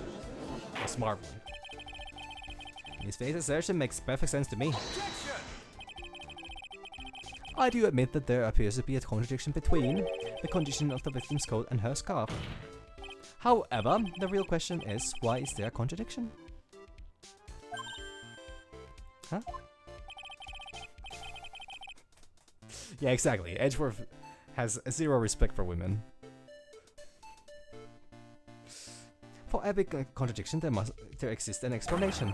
Let's look at what the explanation in this case may be, shall we? Alright, it's not like he's really giving me a choice here. Huh. You're doing pretty well for a little kitten. Man, must be really difficult being a woman. Mr. Armando! No matter what he says, a contradiction always comes down to a lie. It's either the victim discovered in the trunk, the witness's photo showing the defendant and the victim, or the witness's testimony that stated she saw the moment of the murder. Just relax and think it over. It's pretty simple, isn't it? The false evidence is one of those three.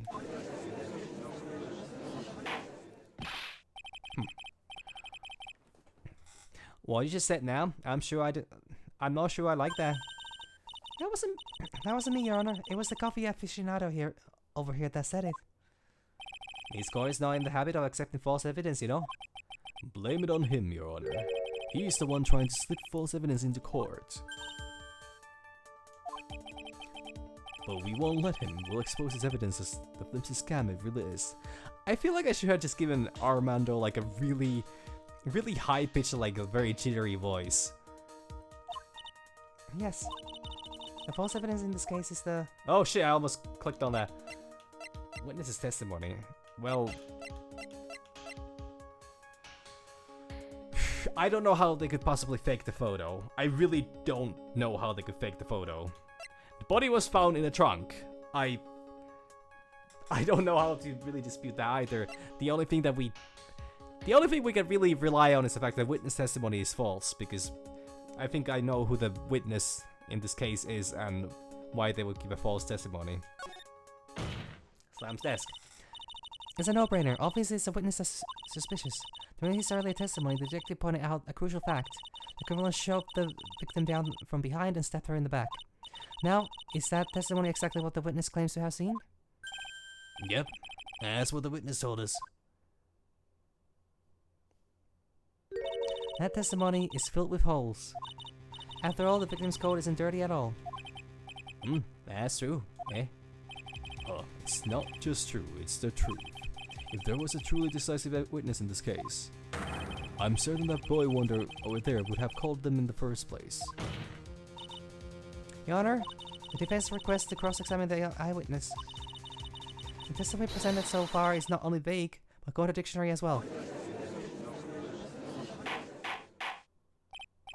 Well, Mr. Edgeworth, It appears that we'll need to hear from your mystery witness after all, eh? You should brace yourself. For the brutal truth. There's no witness. Your Honor, the prosecution has no intention of hiding the witness from the court. We are prepared to present our witness at any time. Very well. Please bring forth your witness at this time. What Miss Edgeworth said kinda worries me.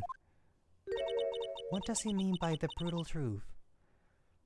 The witness is gonna, I don't know, charm the pants off the jury and the judge, and possibly the executioner.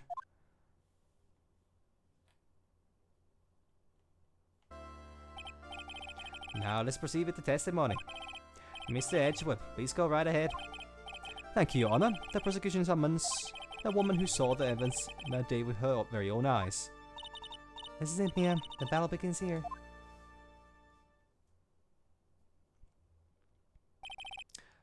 Witness, what is your name and occupation? Fuck, what is it like again? It was, yeah, very soft and very slow. Everyone's so silent that I can hear their hearts going pitter-patter. Wait, so she would have already seen Dolly in court.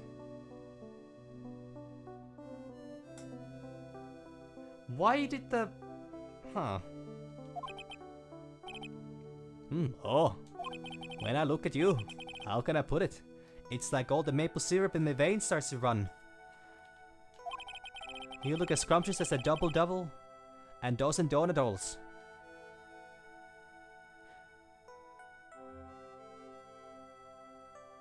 Oh yeah, she did have a comment on that. Yeah, like I remember that, like, yeah, because that's why I was wondering, like why was this? Yeah, okay, yeah. I just don't remember their interaction too much. But yeah, there was a line about that. That's very specific, yeah. But I'm just surprised that she was deemed, like, I don't know. Well, actually, no, that makes sense. That makes sense. At the time, I didn't quite understand it, but now I know. I feel like I want to hurry up and hand down a verdict just to have a bite. Eh?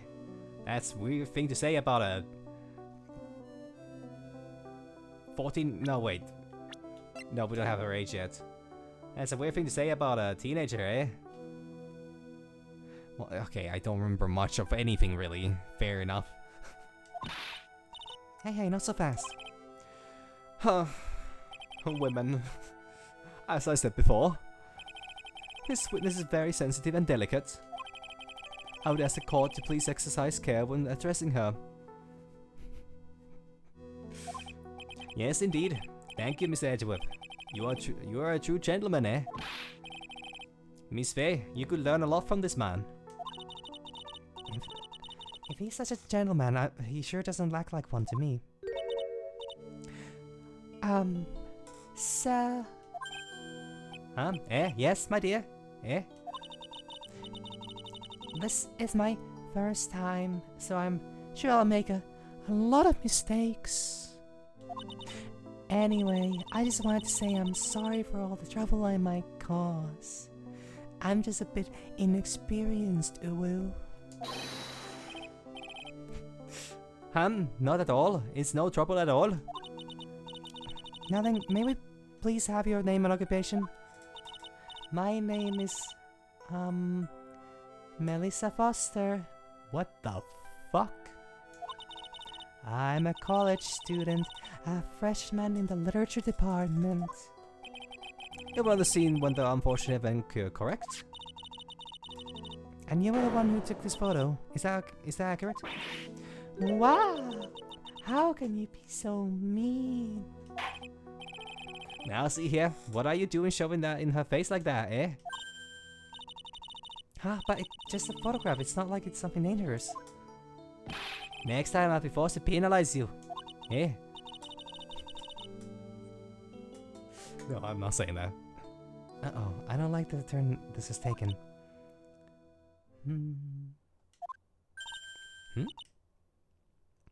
Is she staring at me? And you would be... Huh? I'm the defense attorney. My name is Mia Fey. I see. So you are... Now then, young lady, could you please give us your testimony, eh? Yes, Your Honor. I'll do my best.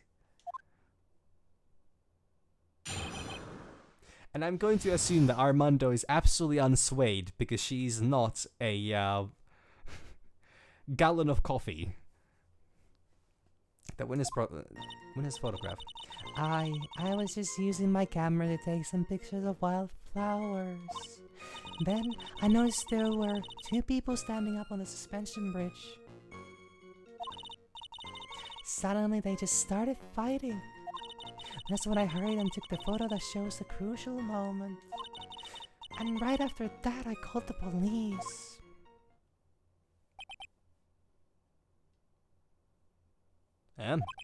By the way, where were we standing when where were you standing when the incident occurred, eh? I believe the map would be of help here. I was standing right over here. I was standing in a beautiful field surrounded by tall cliffs.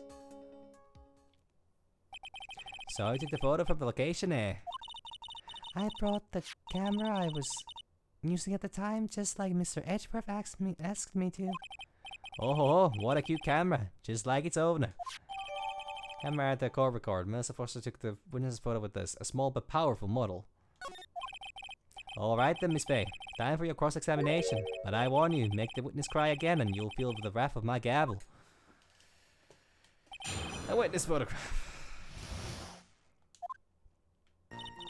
I was using my camera to take some pictures of wildflowers.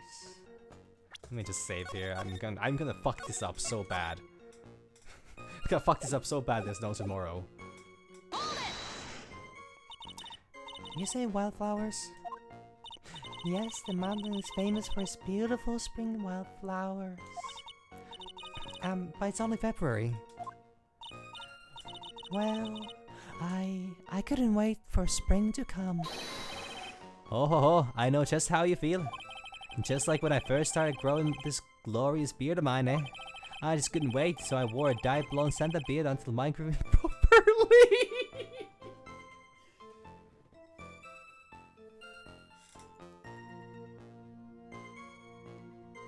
I have to say, that is one of the most unhinged things I have actually seen in this game yet. And the competition is really fucking intense. But that is actually pretty fucking high up there.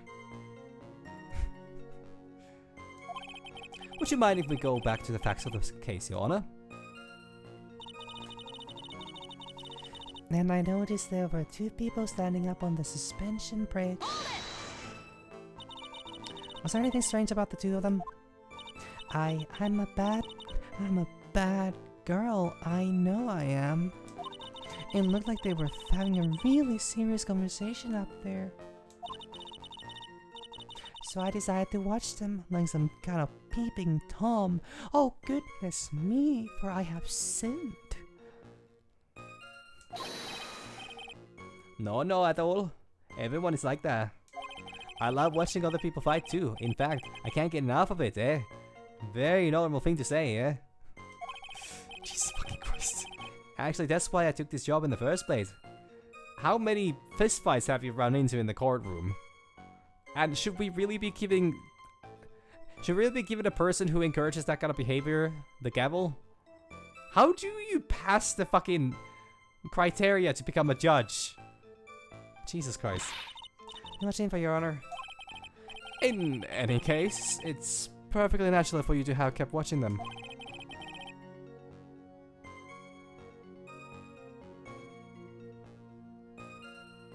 I bet there are some fantastic Baldur's Gate, Baldur's Gate 3, you know, series out there. Because the little I have seen of that game, like the possibilities are fucking endless. What you do, and you could probably roleplay like no tomorrow. So need to someday consider getting into that game. Maybe. I don't know. It's not really my type, but I just the role-playing aspect seems really good. Especially just as they were. Well, anyway, I was watching them very closely. Suddenly, they just started fighting. Do you have any idea what they were fighting about? No, I have no idea. Why do you ask that? I just thought that maybe you overheard what they said. Huh?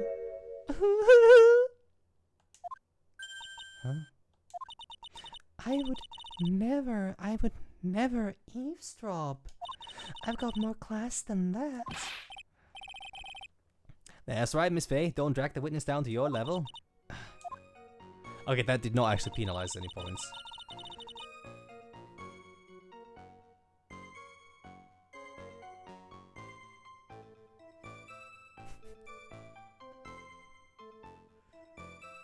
I mean, I've even seen clips of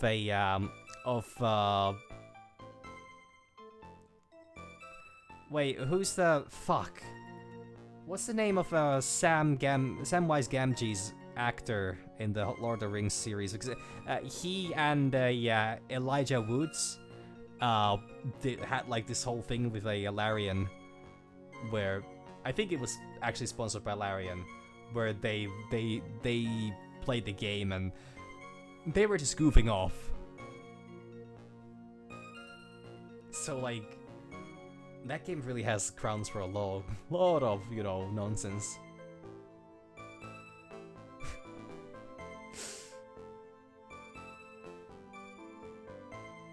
That just sounds quite funny. That's when I hurried and took the photo that shows the crucial moment. Why did you take a photo? Well, the two of them were really going at it. They were just absolutely bodying each other. Just pounding away at things. And I couldn't help myself but to just take a photo of it.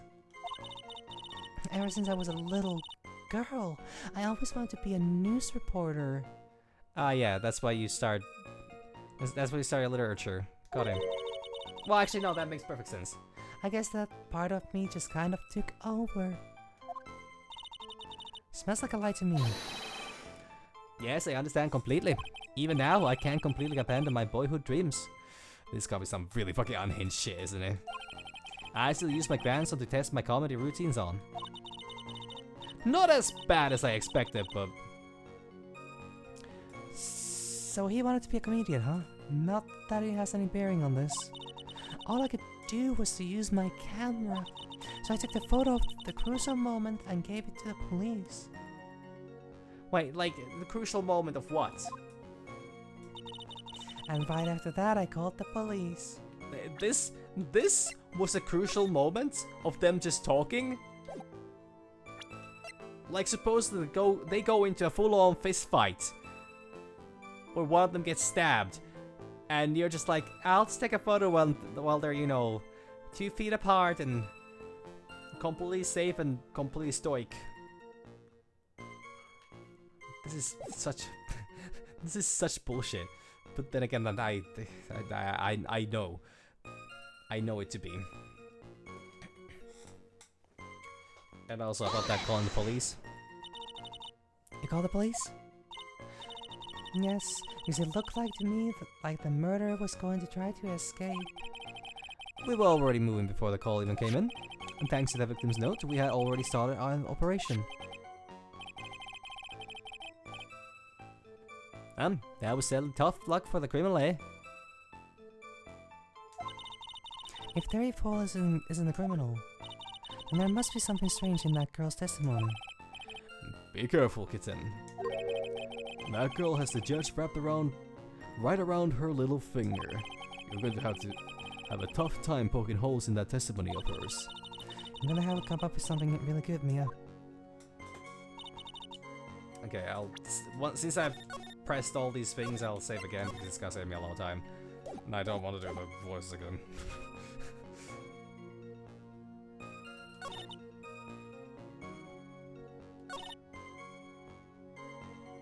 So, I have problems with the picture.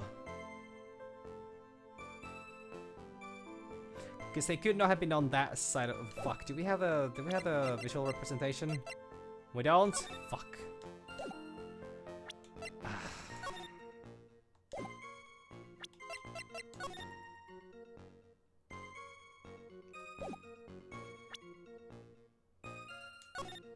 Okay, because the problem here is that, like, she's coming from the wrong side, or she's coming from the wrong angle here. So I think this is the perspective.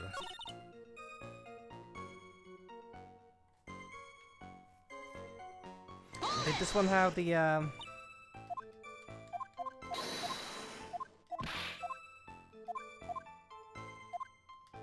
No. What about the first one?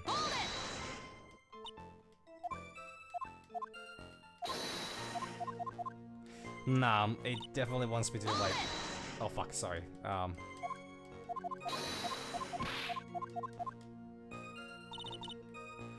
Okay, Melissa Foster, a college student, witnessed a photographed the incident on Dusky Bridge. Fuck, I really wish I had that fucking... Oh, I keep pressing the wrong button! I'm losing it, I think. And by I mean the case and my mind.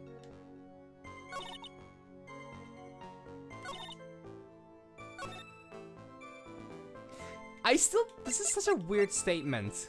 Like, is this a crucial moment? I wouldn't say so.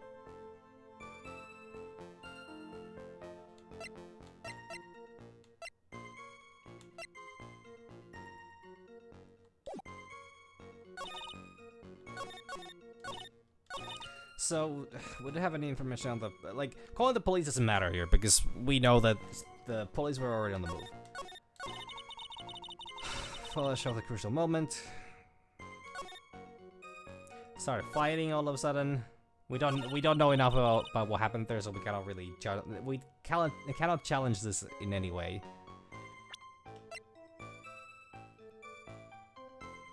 Though, actually, we do know that something's off about the...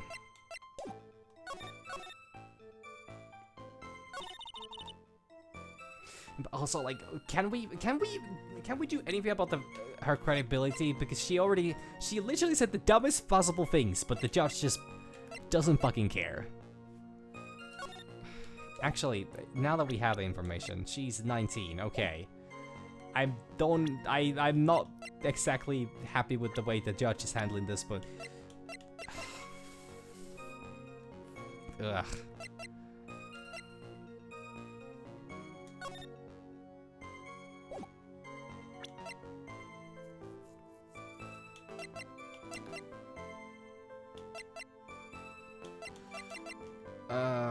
Cause I think it's the fact that it's not this.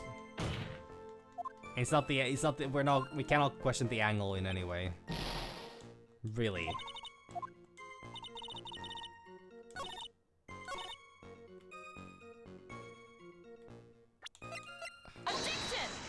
Okay, it is actually the photo. Okay, they want me to do it from this angle. Got it. When you said you took a photo of the crucial moments, is this what you meant? Oh no, actually, we are focusing on the crucial moment thingy. I just thought that by pressing the fact that she said crucial, we were like, oh yeah,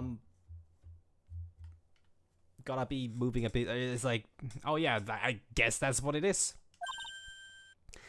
All I can see in this photo are two people facing each other. You testified that you saw the two of them starting to fight. Normally that's the kind of thing we would refer to as a crucial moment. Why haven't you presented that photo like that? Well, you see, the photo we presented was the only one there was.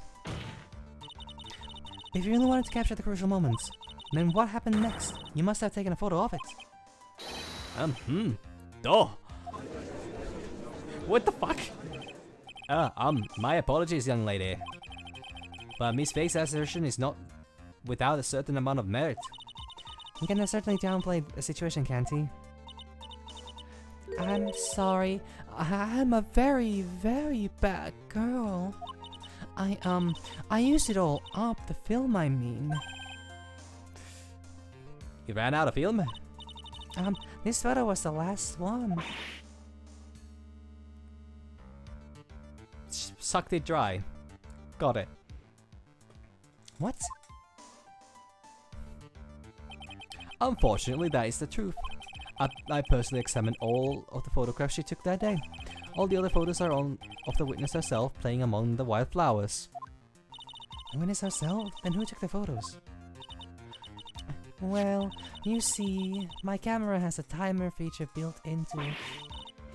So you took photos of yourself? I remember taking some photos of myself once too, eh? Please, no details. What kind of photos those are? It seems that Miss Faye's assertion was not so decisive after all. Wait, just a minute. Well, if she had no film left, she couldn't very well take more pictures there. Miss Foster, perhaps then you could tell us about a different sort of photo. Photos of the incident that you took with your very own eyes. Mr. Edgeworth, you're quite the poet. Very well then, let's get back to the cross-examination. Let's hear your thoughts on the fight that you witnessed. Let's hear what you witnessed, witness. Yes, Mr. Judge. Boy, this guy is really a sucker for sweet talk. Yeah, exactly. I don't necessarily want to know exactly what was on that photo. What did he need pictures of himself?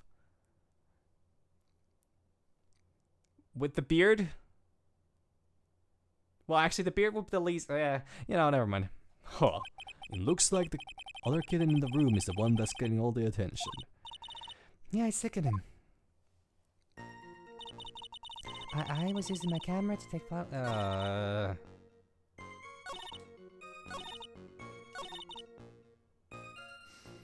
She only got about 10 years where she was stabbed in the back. This seems new. So you're saying Sergeant Hawthorne wasn't able to get away from him? Well, it's a narrow bridge, and he was swaying back and forth. Back and forth. If you ask me, both of them were in danger of falling off. I only wish I had done something to help her. That seems to make sense. I wonder about that. Something seems kind of off. Oh, does it now? You have a good sixth sense. When you feel that something's off, that's when you need to figure out why. If Terry Flawless isn't the criminal, there must be something strange in that girl's testimony. Be careful, kitten. That girl's it's the same little thing. God, I used to have a kitten of my own, and I have not used the word kitten this many times in a single day. And I'm referring to my cat specifically. Before any questions are actually raised about that statement, I'm talking about my cat. He's still a little baby, but grown up one. No, please. Fuck. Oh my god, my mouth talks faster than my brain works.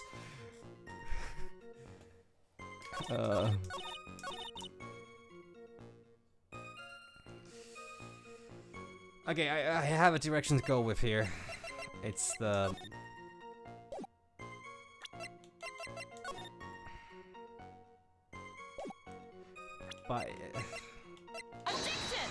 Fuck, that's not right.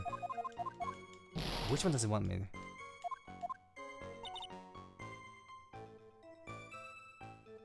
Actually, what if I press this again? Maybe that's what he wants?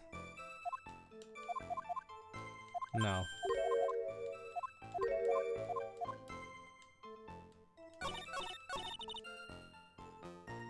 Wait, when did this...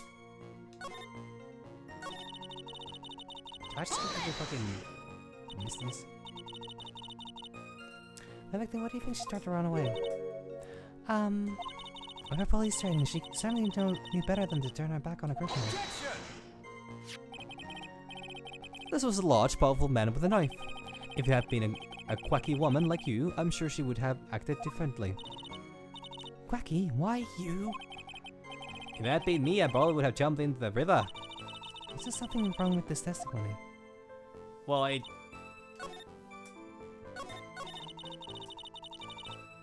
think I know what it is. Objection! Not that though.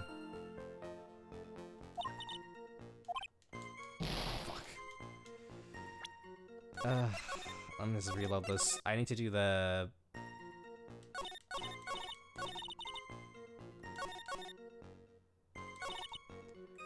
Yeah, the crucial moment here. Like, I just don't want to go through all the dialogue all the time.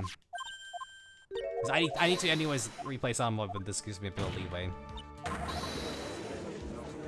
And also it gives me a chance to actually quickly play through a little bit as to what was discussed, because the whole kitten talk kind of got me mixed up on things.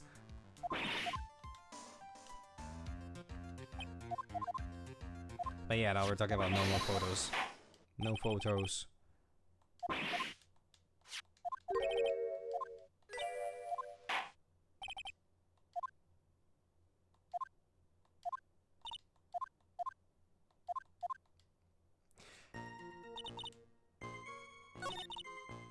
So people signing us suspension bridge. Fighting.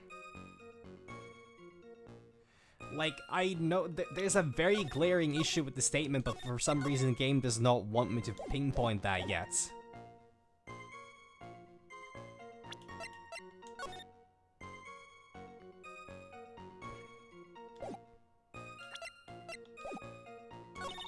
Oh, actually, okay, yeah, no. It wants me to talk about. It wants to talk about feet, of course, and yards. Objection! Got it. Damn Americans, man. Witness, your testimony is a joke.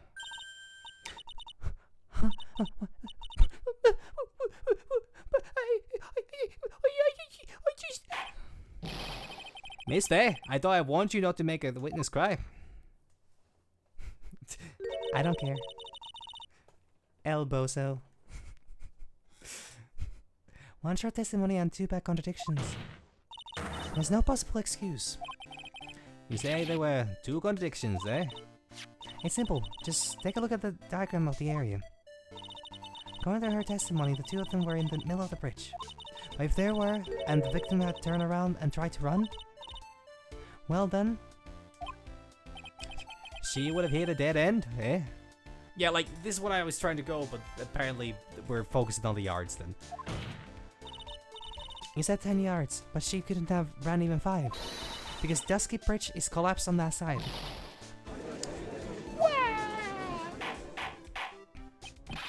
What does all this mean, eh? It's very simple, Your Honor. This charming little witness told a charming little lie. That's all there is to it.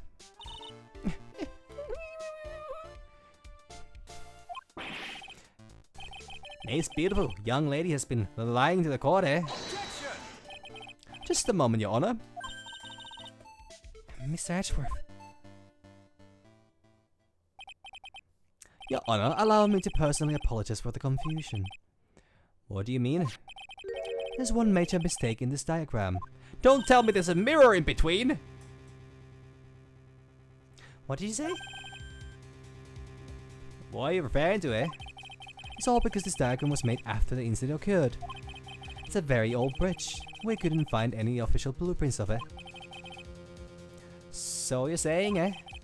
I'm saying that even though the bridge is currently in disrepair, there's no evidence that can prove that the bridge was broken during the incident. That's ridiculous. You can't actually tell the condition of the bridge from this photo. I apologize to the court for not being more clear when I presented the evidence. Oh, that guy is good. Huh? What do you mean? He planned it from the beginning. He's a genius, all right. That diagram of the bridge was his insurance policy. What? That coward. Well, Miss Bay, it seems you once again made a reckless accusation. I'm so sorry. I should have been more careful myself. No. It wasn't your fault at all, eh? Now then, shall we go on with the trial? I would like to establish once and for all what it was that the witness actually saw. Indeed. All right, young lady. May I ask you to please proceed with your testimony? But it's so hard to go on. Well, we're all on your side, Miss Foster. There's no need to worry. Just tell us what you saw. Yes, sir. Running from the crime. After she stabbed her in the back, he quickly picked her up in his arms. Then he carried her over to the car. I suppose that was the only way he could make sure the body stayed hidden. He could just leave the body on the top of the bridge. Oh, I'm sorry. I'm only supposed to talk about what I saw. That's an interesting addition there, actually. Witnessing such violence must have been difficult, eh? Yes, sir. I'm still shaken up. If he accepts this testimony as it is, we're finished. Now say that. Oh well, maybe it will stop. Maybe I'll stop off at my favorite cafe on the way home. They make a really great mocha latte. Is it mocha or mocha? I think it's mocha. No, wait, am I thinking of something else? I'm going with mocha. This trial isn't over yet. Oh, that's what I like to hear. Alright, Miss Faye, your course examination, if you please. Contradiction staring you're right in the face, Mia. Go on the attack. Running from the crime. After he stabbed her in the back, he quickly picked her up in his arms. It's a very normal thing to do when you just stab somebody. Mocha. Okay, mocha.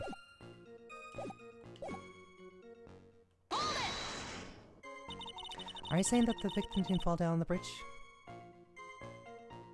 Well, I wasn't sure! Because I was mixing it with matcha.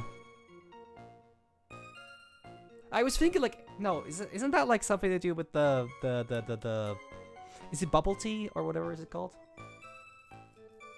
Yeah, I was like, yeah, I mean, it's probably not. Yeah, that makes more sense. No wonder it sounded off.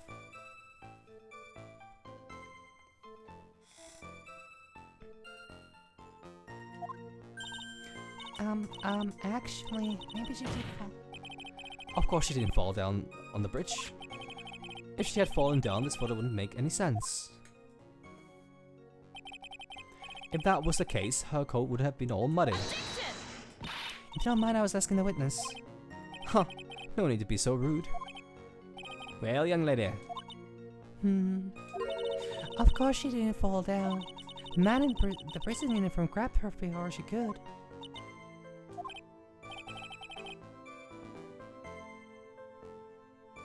Is that... Are those not connected? I know what tapioca is. Oh, that's the thing. Oh. You know what? I should stop talking about, you know, things that I don't know anything about. Because I am not trendy enough for these things. We're one step too slow. And then, what did the defendant do after that? Then he carried her over to the car. You personally witnessed that? Yes. Did anything strange happen when he did that? Well, I don't know if you call it strange or not. But that's when the victim's scar fell off. You mean this scarf? Her words match what we found at the scene. I don't see any problem. I suppose that was the only way he could make sure the body stayed hidden.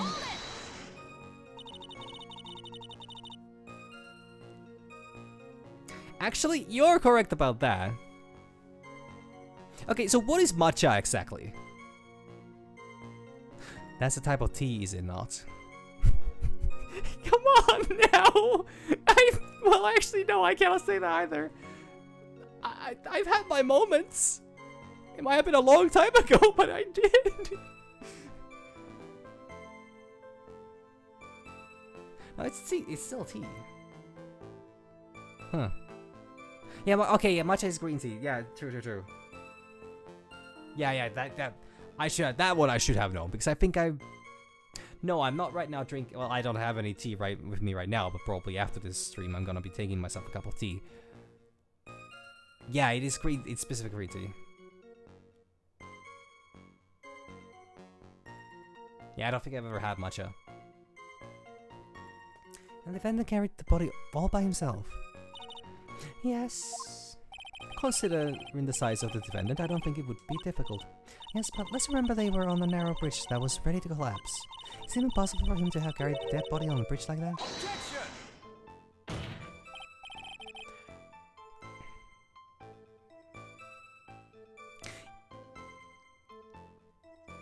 Now, while I completely understand your motivation, I'm sorry, but I don't think Godot is going to, you know, is not going to seek you out personally, even if you would be just a, even if you would be the coffee's strongest defender. Sorry to burst that bubble. Like, I have a good enough idea what tapioca actually is. I have actually some level of information on that. But matcha is something I don't recognize, and then mocha is, well,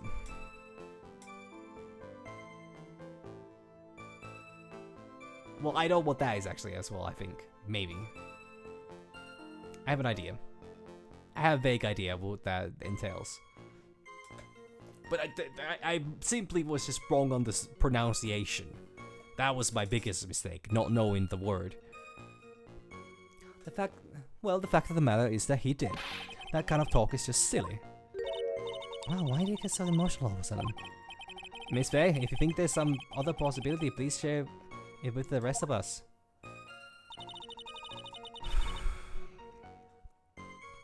He couldn't just leave the body on top of the bridge. Why do you say that? It's already a broken down bridge hidden away in the mountains. Doing anything more to hide the corpse would be going overboard, wouldn't it? Yes, but that mountain is famous among hikers. A surprising number of people go up there. But it's February, right? And it was raining that day, correct? There's also a small temple and a channeling dojo. Of fucking course. Of fucking course. You know those monks? They just love cold, isolated places. I think the witness is trying to say that the corpse could have been found at any time.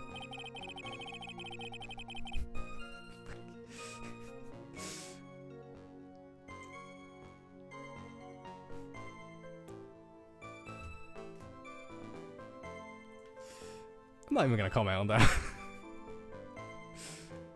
Besides, the witness may reporting what she witnessed with her own eyes. I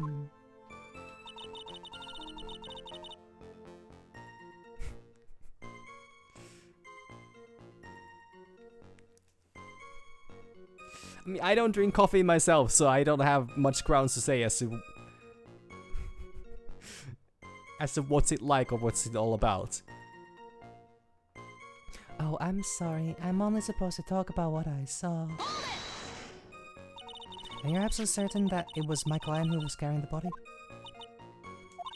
Well, he was wearing a prisoner's uniform, but as for his face... So you're saying you didn't get a clear look at his face? Well, they were far away and it was raining as well. I thought I was only supposed to say exactly what I said.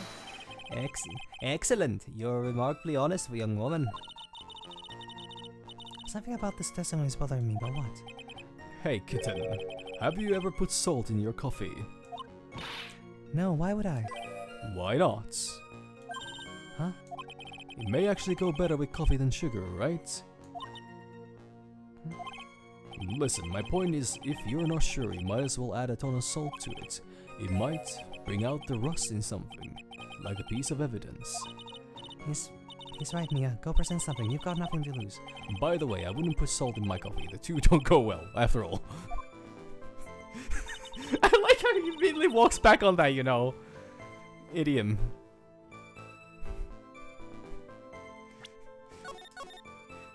He's like, you should try putting some salt in your coffee. You would not catch me dead, you know, putting salt in my coffee, but...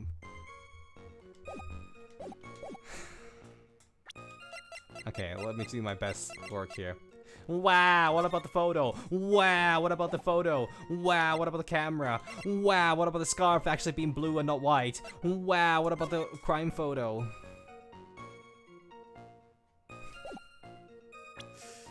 Okay, I think there's enough crying.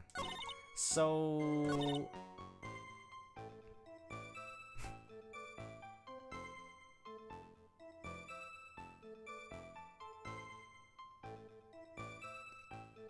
Well, if he has like, now hypothetically, we don't know much about a good old Arnold here, Armando, right? Yeah, Armando.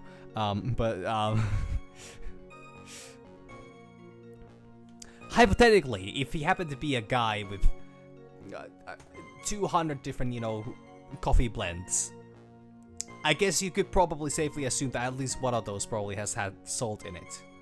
So, you know. That's... yeah, maybe he's got some experience on that.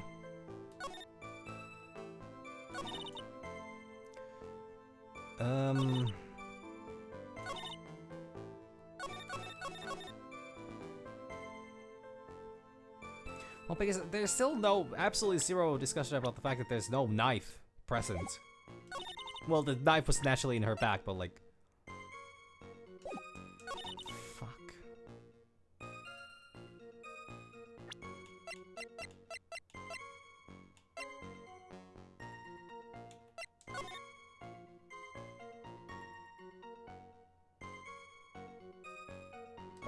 Okay, actually, yeah. I think I can do this.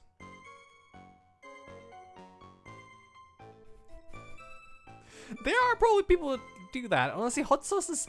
okay, this might be an unhinged take for a person that doesn't drink coffee or use hot sauce. But I don't... that might not even be the worst fucking combination. Spice up the spicy... well, actually, coffee's not spicy, it's bitter. Yeah, actually, never mind. I'm not gonna say anything.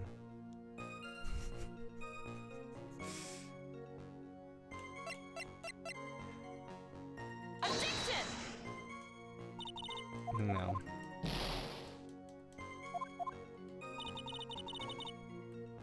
Okay, is it... no, it's not that either.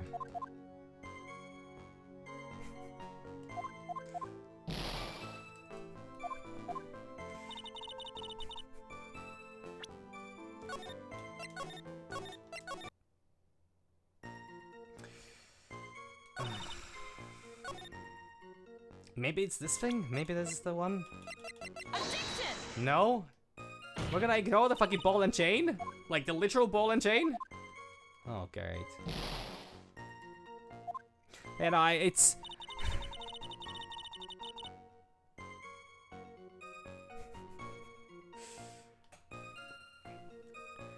the sign stays on just for the... just for that one prophesized day when nothing out of the ordinary happens. We could have removed it even if we wanted to at this point. Okay, this is clearly going nowhere. Apparently the ball and chain is just metaphorical here, actually.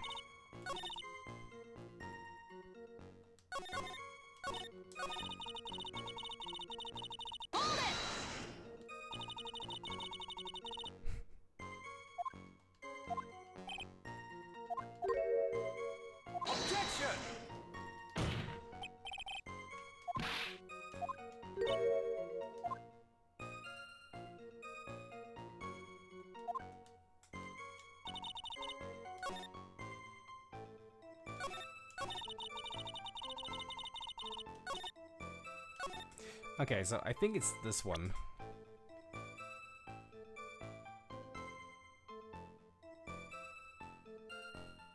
Okay, are we talking about the game, the game series Devil May Cry, or the show Devil May Cry? Oh, we're talking about the game. Got him. That person clearly has no idea what Devil May Cry is about, which would make sense if, which would back up the whole confusing part.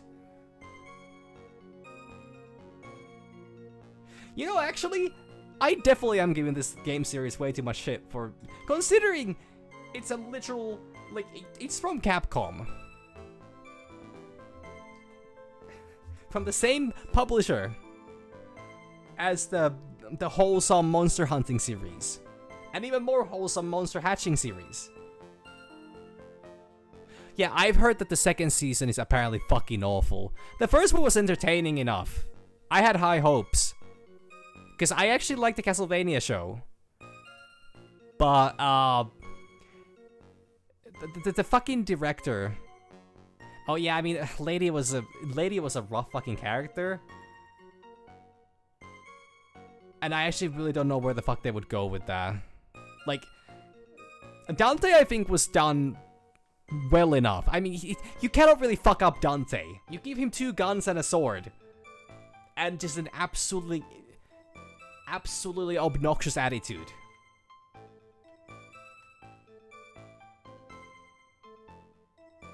Yeah, well, you know, they did also insist on... Because I actually didn't realize that the White Rabbit is actually a self-insert, apparently. It's not even in the canon, in any of the comics or, like... Well, I guess you could fuck up Dante by doing the remake. But, like, Dante at least has a very specific character. Well, like... He's very straightforward as a character. So you could have, you know... Okay, I could name 3 very basic things that would have fucked up Dante as a character. That they did not do in the show, thankfully. And I don't know if they did that in the second season. But I know that they make the Virgil's chair canon, apparently. And I don't know how to feel about that. Like, I haven't seen the scene, but I've seen that apparently is a thing, and I like, fucking heavy-handed much. Yeah, like, but that's the thing, like, Dante's supposed to be, like, Dante's supposed to be an ass, but he also can absolutely back it up. He's ass in pretty much all the possible ways. Okay. I need to figure out what's going on here, and I should not get too distracted about talking about Devil May Cry, because I could talk about Devil May Cry for a long time. Yeah, you know, like, once again, everything I heard about the second season is fucking bad. The first season I know was divisive.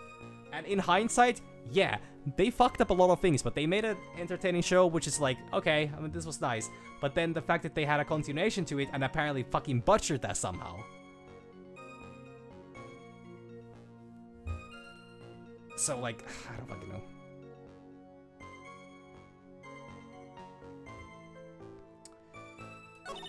I'm really not sure exactly what they want out of this. So, this one apparently got a reaction out of, you know, Edgeworth. But I'm not sure exactly what part about it.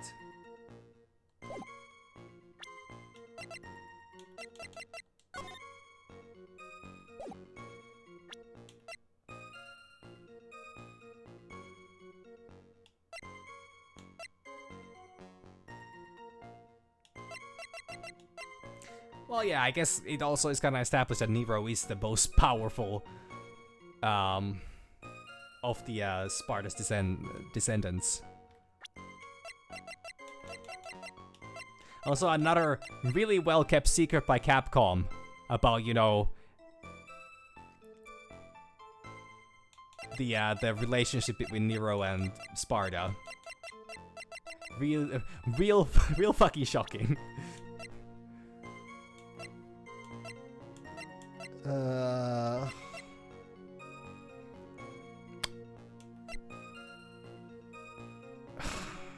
Okay, so is there something about this one that... Why scars for identification? Tell her this time the whole truth must come out. Okay, so like... Yeah, this is the one, right? Self...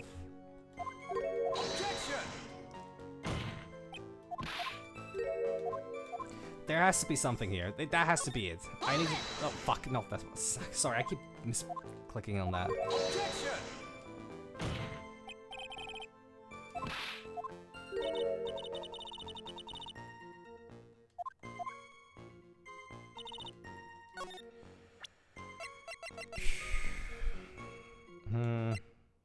So it's not the photo, because we completely ignore the ball and chain. The literal ball and chain.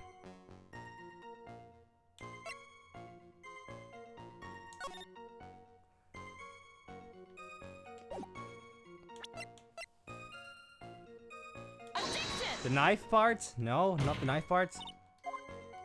Sorry, I'm scared that this is gonna go on for quite a while, and I'm kind of lost right now again. I mean, okay, last time it was also a glaring, you know, glaring contradiction. But it's just really hard for me to, like, figure it, so I'm gonna throw a couple things at a wall and see what sticks.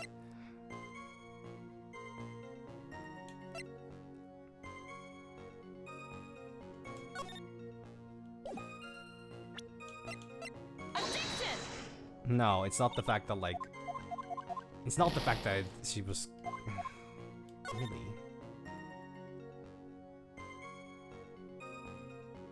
Stepped her in the back, quickly picked her up in her arms.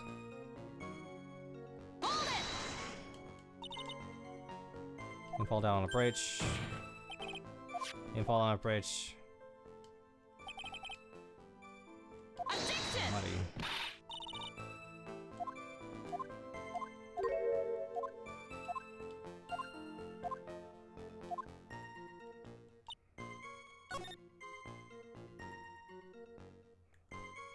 The scarf? Should we talk about that? No. Okay. Clearly it's not wanting me to do any of that. Damn. No, this was shit, it's supposed to get this one. Sorry, I don't.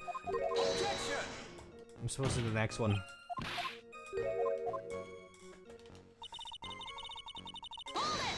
Yeah, is there anything about this? Wait, isn't there like a glaring fucking problem here? It's a glaring fucking problem. Oh my god! It's been said multiple times even. Hey, cat.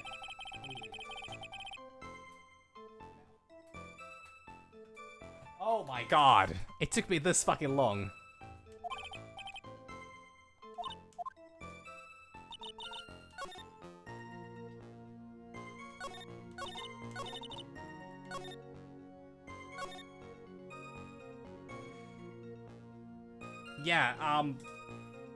Yeah, there's a very big problem here, actually. It's the fact that there's a fucking river flowing below the fucking bridge. So there was absolutely a second way to make that, you know, make that claim, or make that work. Holy fuck, I'm so sorry. I feel like I'm making no progress today. And I get stuck at the dumbest of fucking positions. Hey, cat. Okay, sorry, the cat's currently... Cat's a little... Okay, would you like to come here? I'll play with you after my stream ends, okay? I'll play with you afterwards. Come on, boy. Calm down. Oh, no, you don't want to stay? He just wants to hassle around, apparently. And clearly, specifically wants to hassle in front of me. Okay. Akela not wanting his victim to be found, I can understand that. However, the idea of moving the body for that purpose is clearly odd. There was a much easier way to make sure the body wasn't found. Well, what is it? Take another look at the map of the area and you'll see how. This was literally even mentioned! Oh my god, how did I went 2.5 hours without realizing this fucking part. There's a river right below the bridge. Earlier, Mr. Edgeworth pointed out something interesting about the river. For those who are not aware, Eagle River is well known for its powerful currents. Most bodies that fall in are never recovered. Ah. In the kidnapping case 5 years ago, the victim's body was carried away and never found. Huh. No. Wait. No, it's fucking Dolly as well. No. 5 years ago she's 19 at this. Oh no. Some fucky wucky is happening here. I mean, majorly fucky and very wucky. Oh, good God.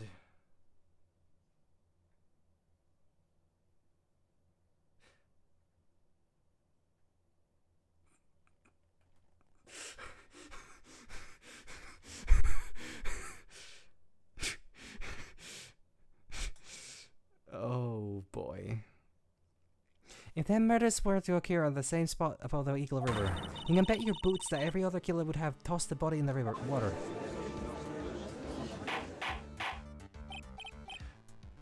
Order, order, order. I'm not sure if I care for the way you put that, Miss Faye, but I must admit, it does seem I ought not to have thrown the body in the river. Eh? Oh? Well, Mr. Edgeworth, how sad.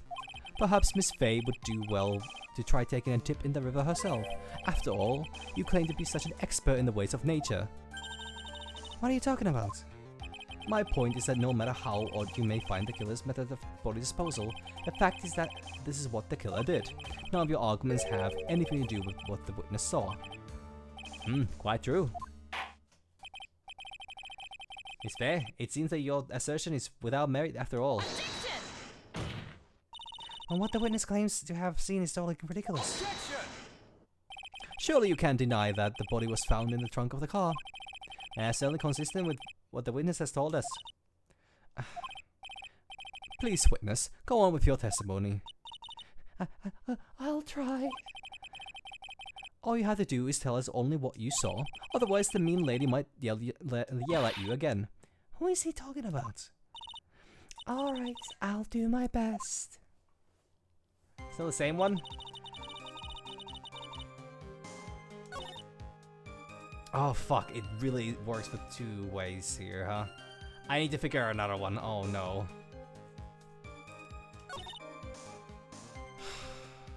Oh. The killer broke into the trunk of the stolen car and hid the body in there.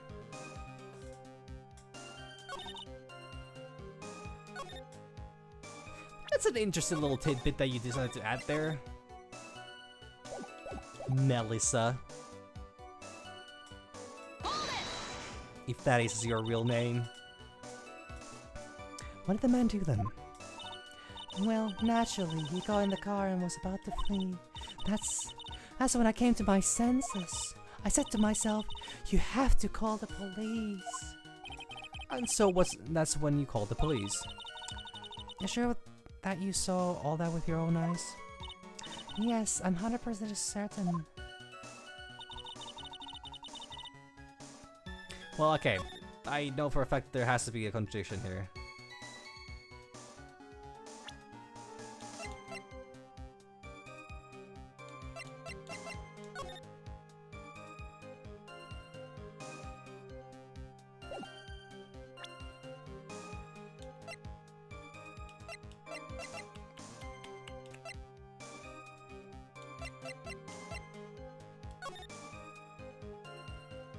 That is a broken lock, that's very true.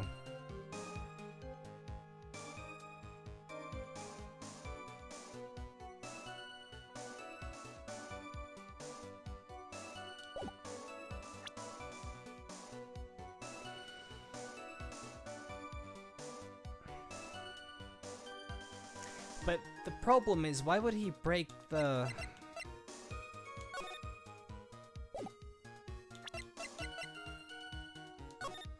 Is it this thing or is it gonna be that one?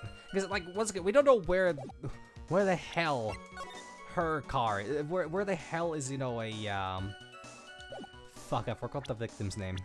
Shit, Valerie's. Since there's multiple Hawthorns at play here. Where is her car? That's not it.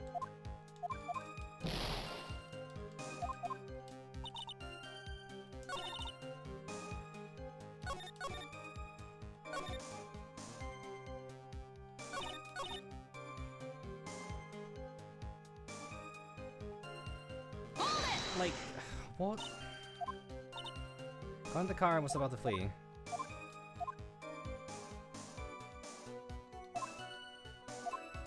Okay, so there has to be a contradiction here. There has to be a contradiction on this very specific thing.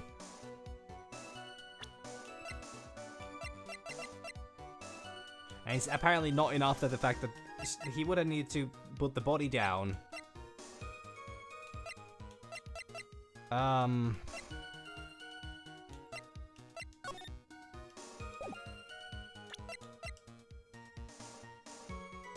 4 and 5.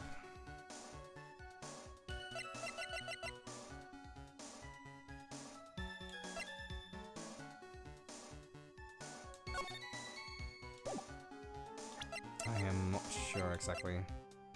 Is it the timing?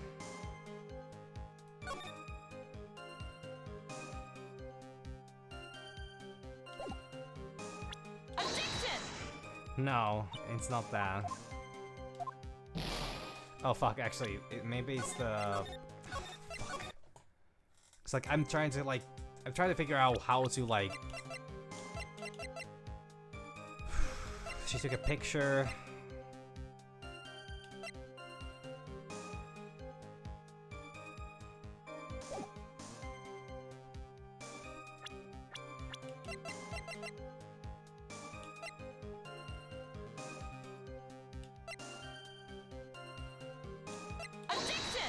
Okay.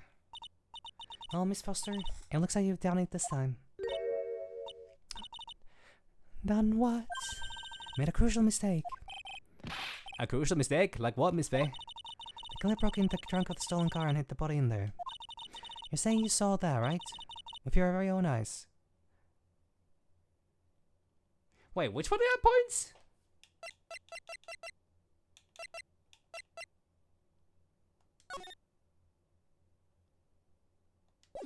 Oh, maybe this is the car angle.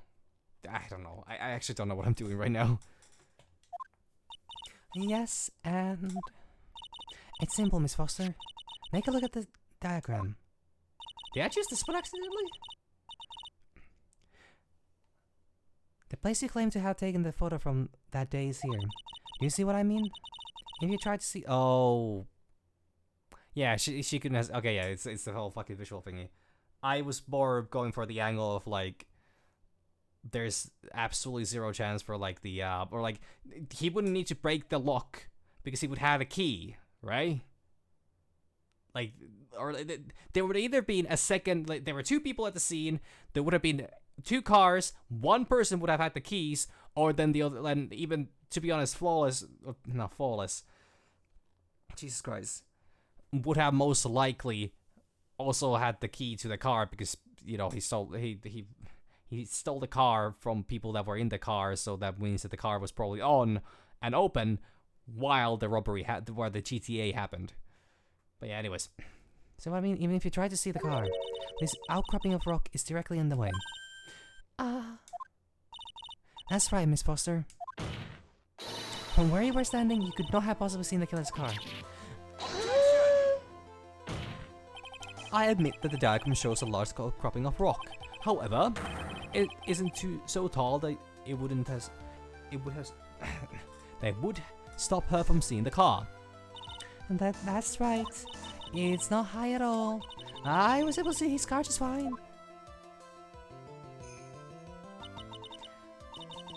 I'm so sorry, but that doesn't wash.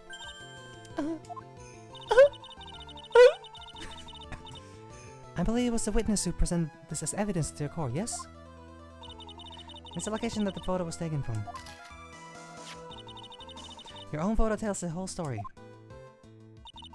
You can clearly see the left side of the bridge, but the outcropping that is being referred to is really more like a cliff. Sorry, I don't know what that voice was. Your view should have been completely cut off by this cliff, but still you claim to have been able to see the killer's car.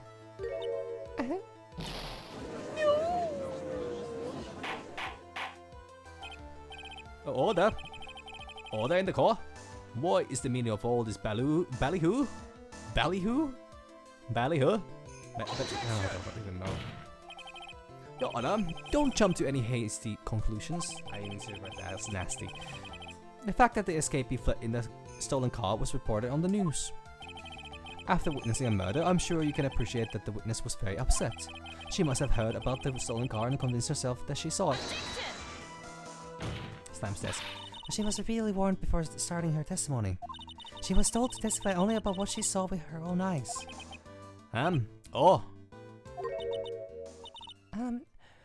Mr. Judge? What is it? I think I must have remembered things wrong. Hey, wait a minute. You can just say that.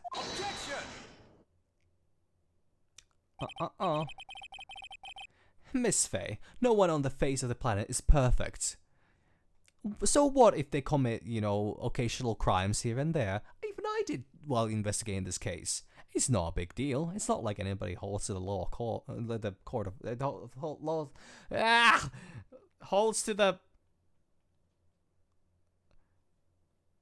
word of law. Holy fuck, I'm losing it. And yes, indeed, quite true. You know what they say: to err is human, to forgive divine. I'm inclined to give the benefit of the doubt to our witness here. How about you give some of that, you know, doubt to the defendant as well, huh? What? That's not fair. Oh, save the tears for later, kitten. Mr. Armando. Don't look back until the trial is over. Now is the time to go forward. But that wasn't fair. Okay, kitten, you need to relax. Then you need to remember. You're the kitten's testimony. The killer broke into the trunk of the stolen car and hid the body in there. So tell me, how did she know that? How did she know that he broke into the trunk?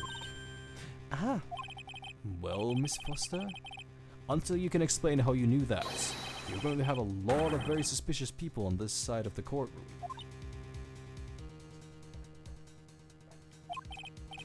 Well, witness.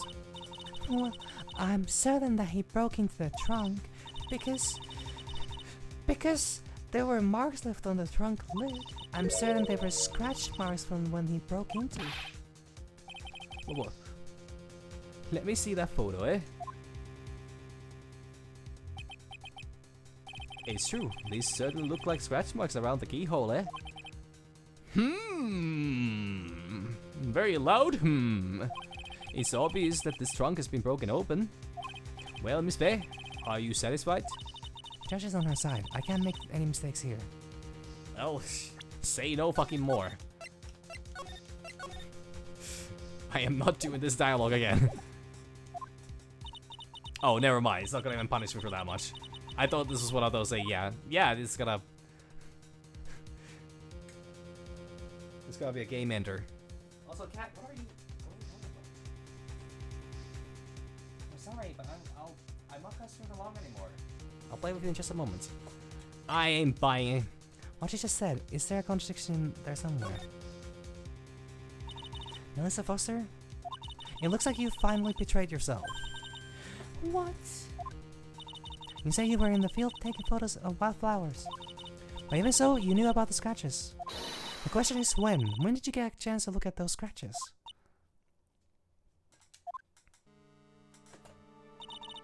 Finally, I finally got her.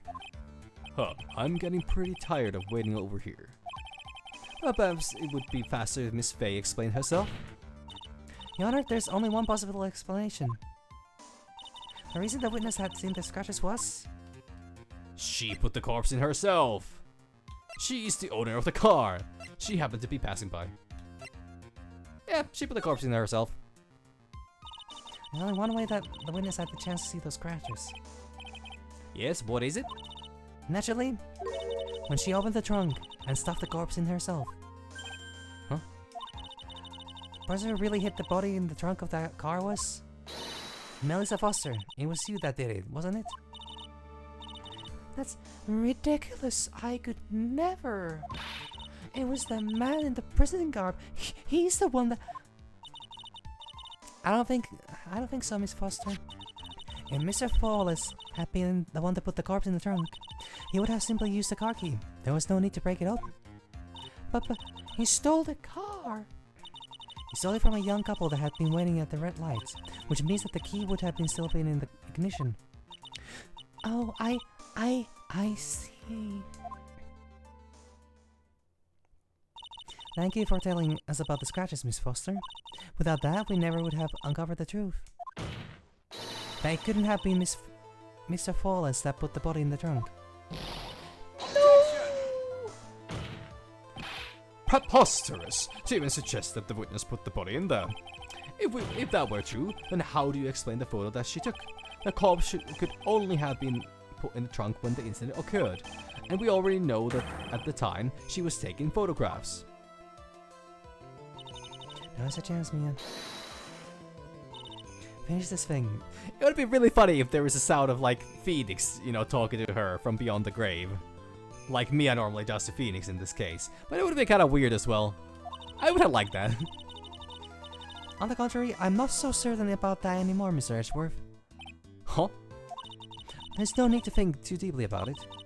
What I'm saying is the shutter for this may not have been pushed by Miss Foster herself. That seems really fucking straightforward. Let's take another look at this camera and see what feature it has, shall we? It has a timer built into it, even a mini tripod. Why? It's almost as if she had brought this camera just to take this picture. Objection! What are you trying to say then, Miss Faye? That when the crime occurred, Miss Foster wasn't in the field as she claimed? Well, she really did use the camera as auto timer. Then the answer is yes, she was somewhere else. Exactly, she was not in the field. Will the defense please explain further? Listen, this is a crucial point. Where was Miss Foster when the incident occurred? Let me just save again, just to save a little bit of that time that I'm running very short on.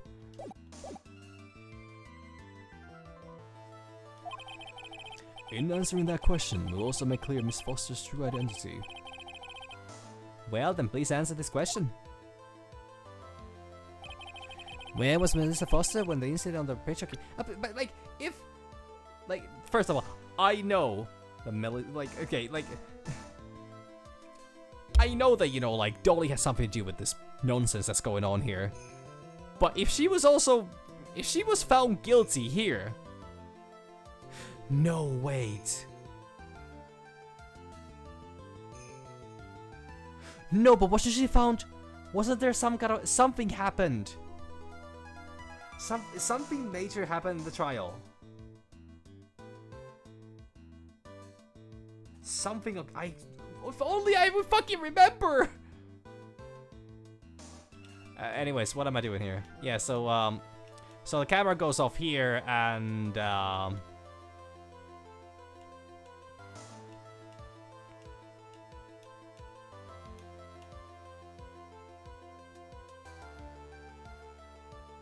Dolly would need to be the victim. She would be the one, you know, portraying as a victim. Yeah. Flawless did not remember what the, what Hawthorne looked like. So, if they're related, specifically, she could have absolutely pulled this off. Naturally, the witness was right here. Well, that's where the victim, Miss Hawthorne, was standing. Eh? Order! Miss Faye, what on earth? Your Honor, if I may. After parting with the victim on the bridge, the defendant fled by car. But this would mean there was no time to put the victim in the trunk. In other words, if someone put the body in the trunk, it could only have been before the defendant met the victim. How asinine! Of course, Mr. Flawless met with the victim. The only person with the opportunity to have put the victim in the trunk is the same man that killed her, Terry Flawless. You still don't understand, do you, Mr. Edgeworth? By the time the witness photo was taken, the victim was already dead. The person in the photo was not Valerie Hawthorne. What? I've never heard anything more ridiculous in my entire life. Then who exactly is the victim in this photo? It's so obvious, isn't it? It's your own witness. What? It's the only possible explanation. The woman that Mr. Flawless met on the bridge that day was not Valerie Hawthorne. It was you, Melissa Foster. Me? Let's remember that it was raining and foggy on the mountain that day. Mr. Flawless himself believed that the woman in front of him was Valerie Hawthorne. but the defendant knew Valerie Houghton very well. After all, she was the woman whose testimony helped her get him convicted. But since then, my client has spent 5 hard years in a federal penitentiary. He couldn't remember exactly what she looked like anymore. You are making this up as you go along. Where's your proof? I got it right here. This piece of evidence would blow this case wide open. At the time of the incident, Miss Flawless had forgotten what Valerie Hawthorne looked like. Because of this note. White scarf identification. This was literally mentioned during the trial as well. Miss Flawless had forgotten the victim's face. That's why he needed some piece of identification. Namely, this bloody scarf. It was Mr. Flawless who requested that she wear the scarf to identify herself. That's already been proven by the note the victim left. In other words, as long as you were wearing a scarf like he has, anyone could have pretended to be Valerie Hawthorne. Well, what do you have to say to that, Melissa Foster?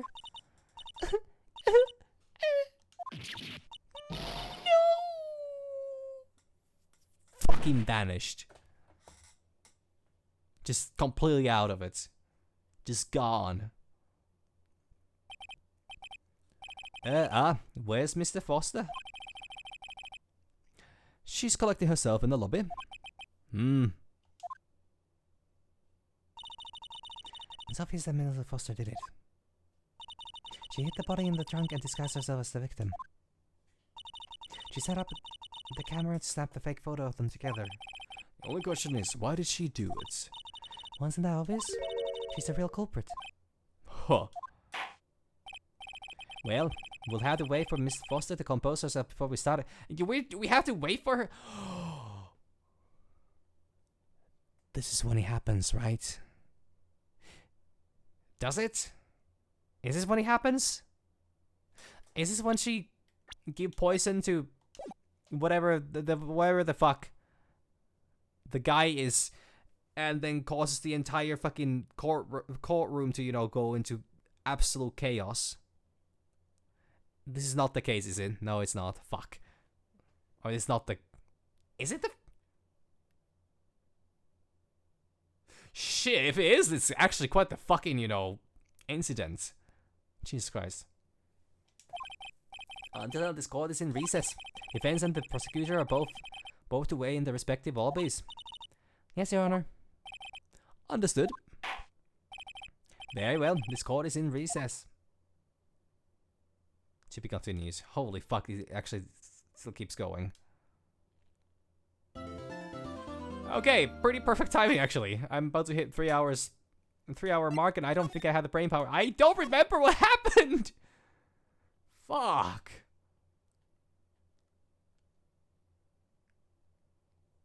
It's more trial though. There's no investigation. February 16, 1:14 p.m. District Court. Defendant lobby number 4. Oh god, oh, they're going straight into it. Of course not. For a moment I was like, I could go. There's a gallery mode in this game where you can go through earlier cases that you have played through, but there is no guarantee that there's not gonna be, because I'm pretty sure those are written down in like a what's the term? Like, they're written down like as a continuous flowing story. So there's a high risk of, you know, actually ruining it. And honestly, I get to experience this like first time. Holy shit. There are people that would literally pay millions to be able to watch a movie for the first time ever, and I can just do that on a fucking whim by just not having the memory for it. Anyways, thank you all. I'll continue this next time, whenever that may be. Yeah, apparently not getting done with episode 4 today. It happens. Thank you all. Bye, Z's. Hey, cat. Time to play.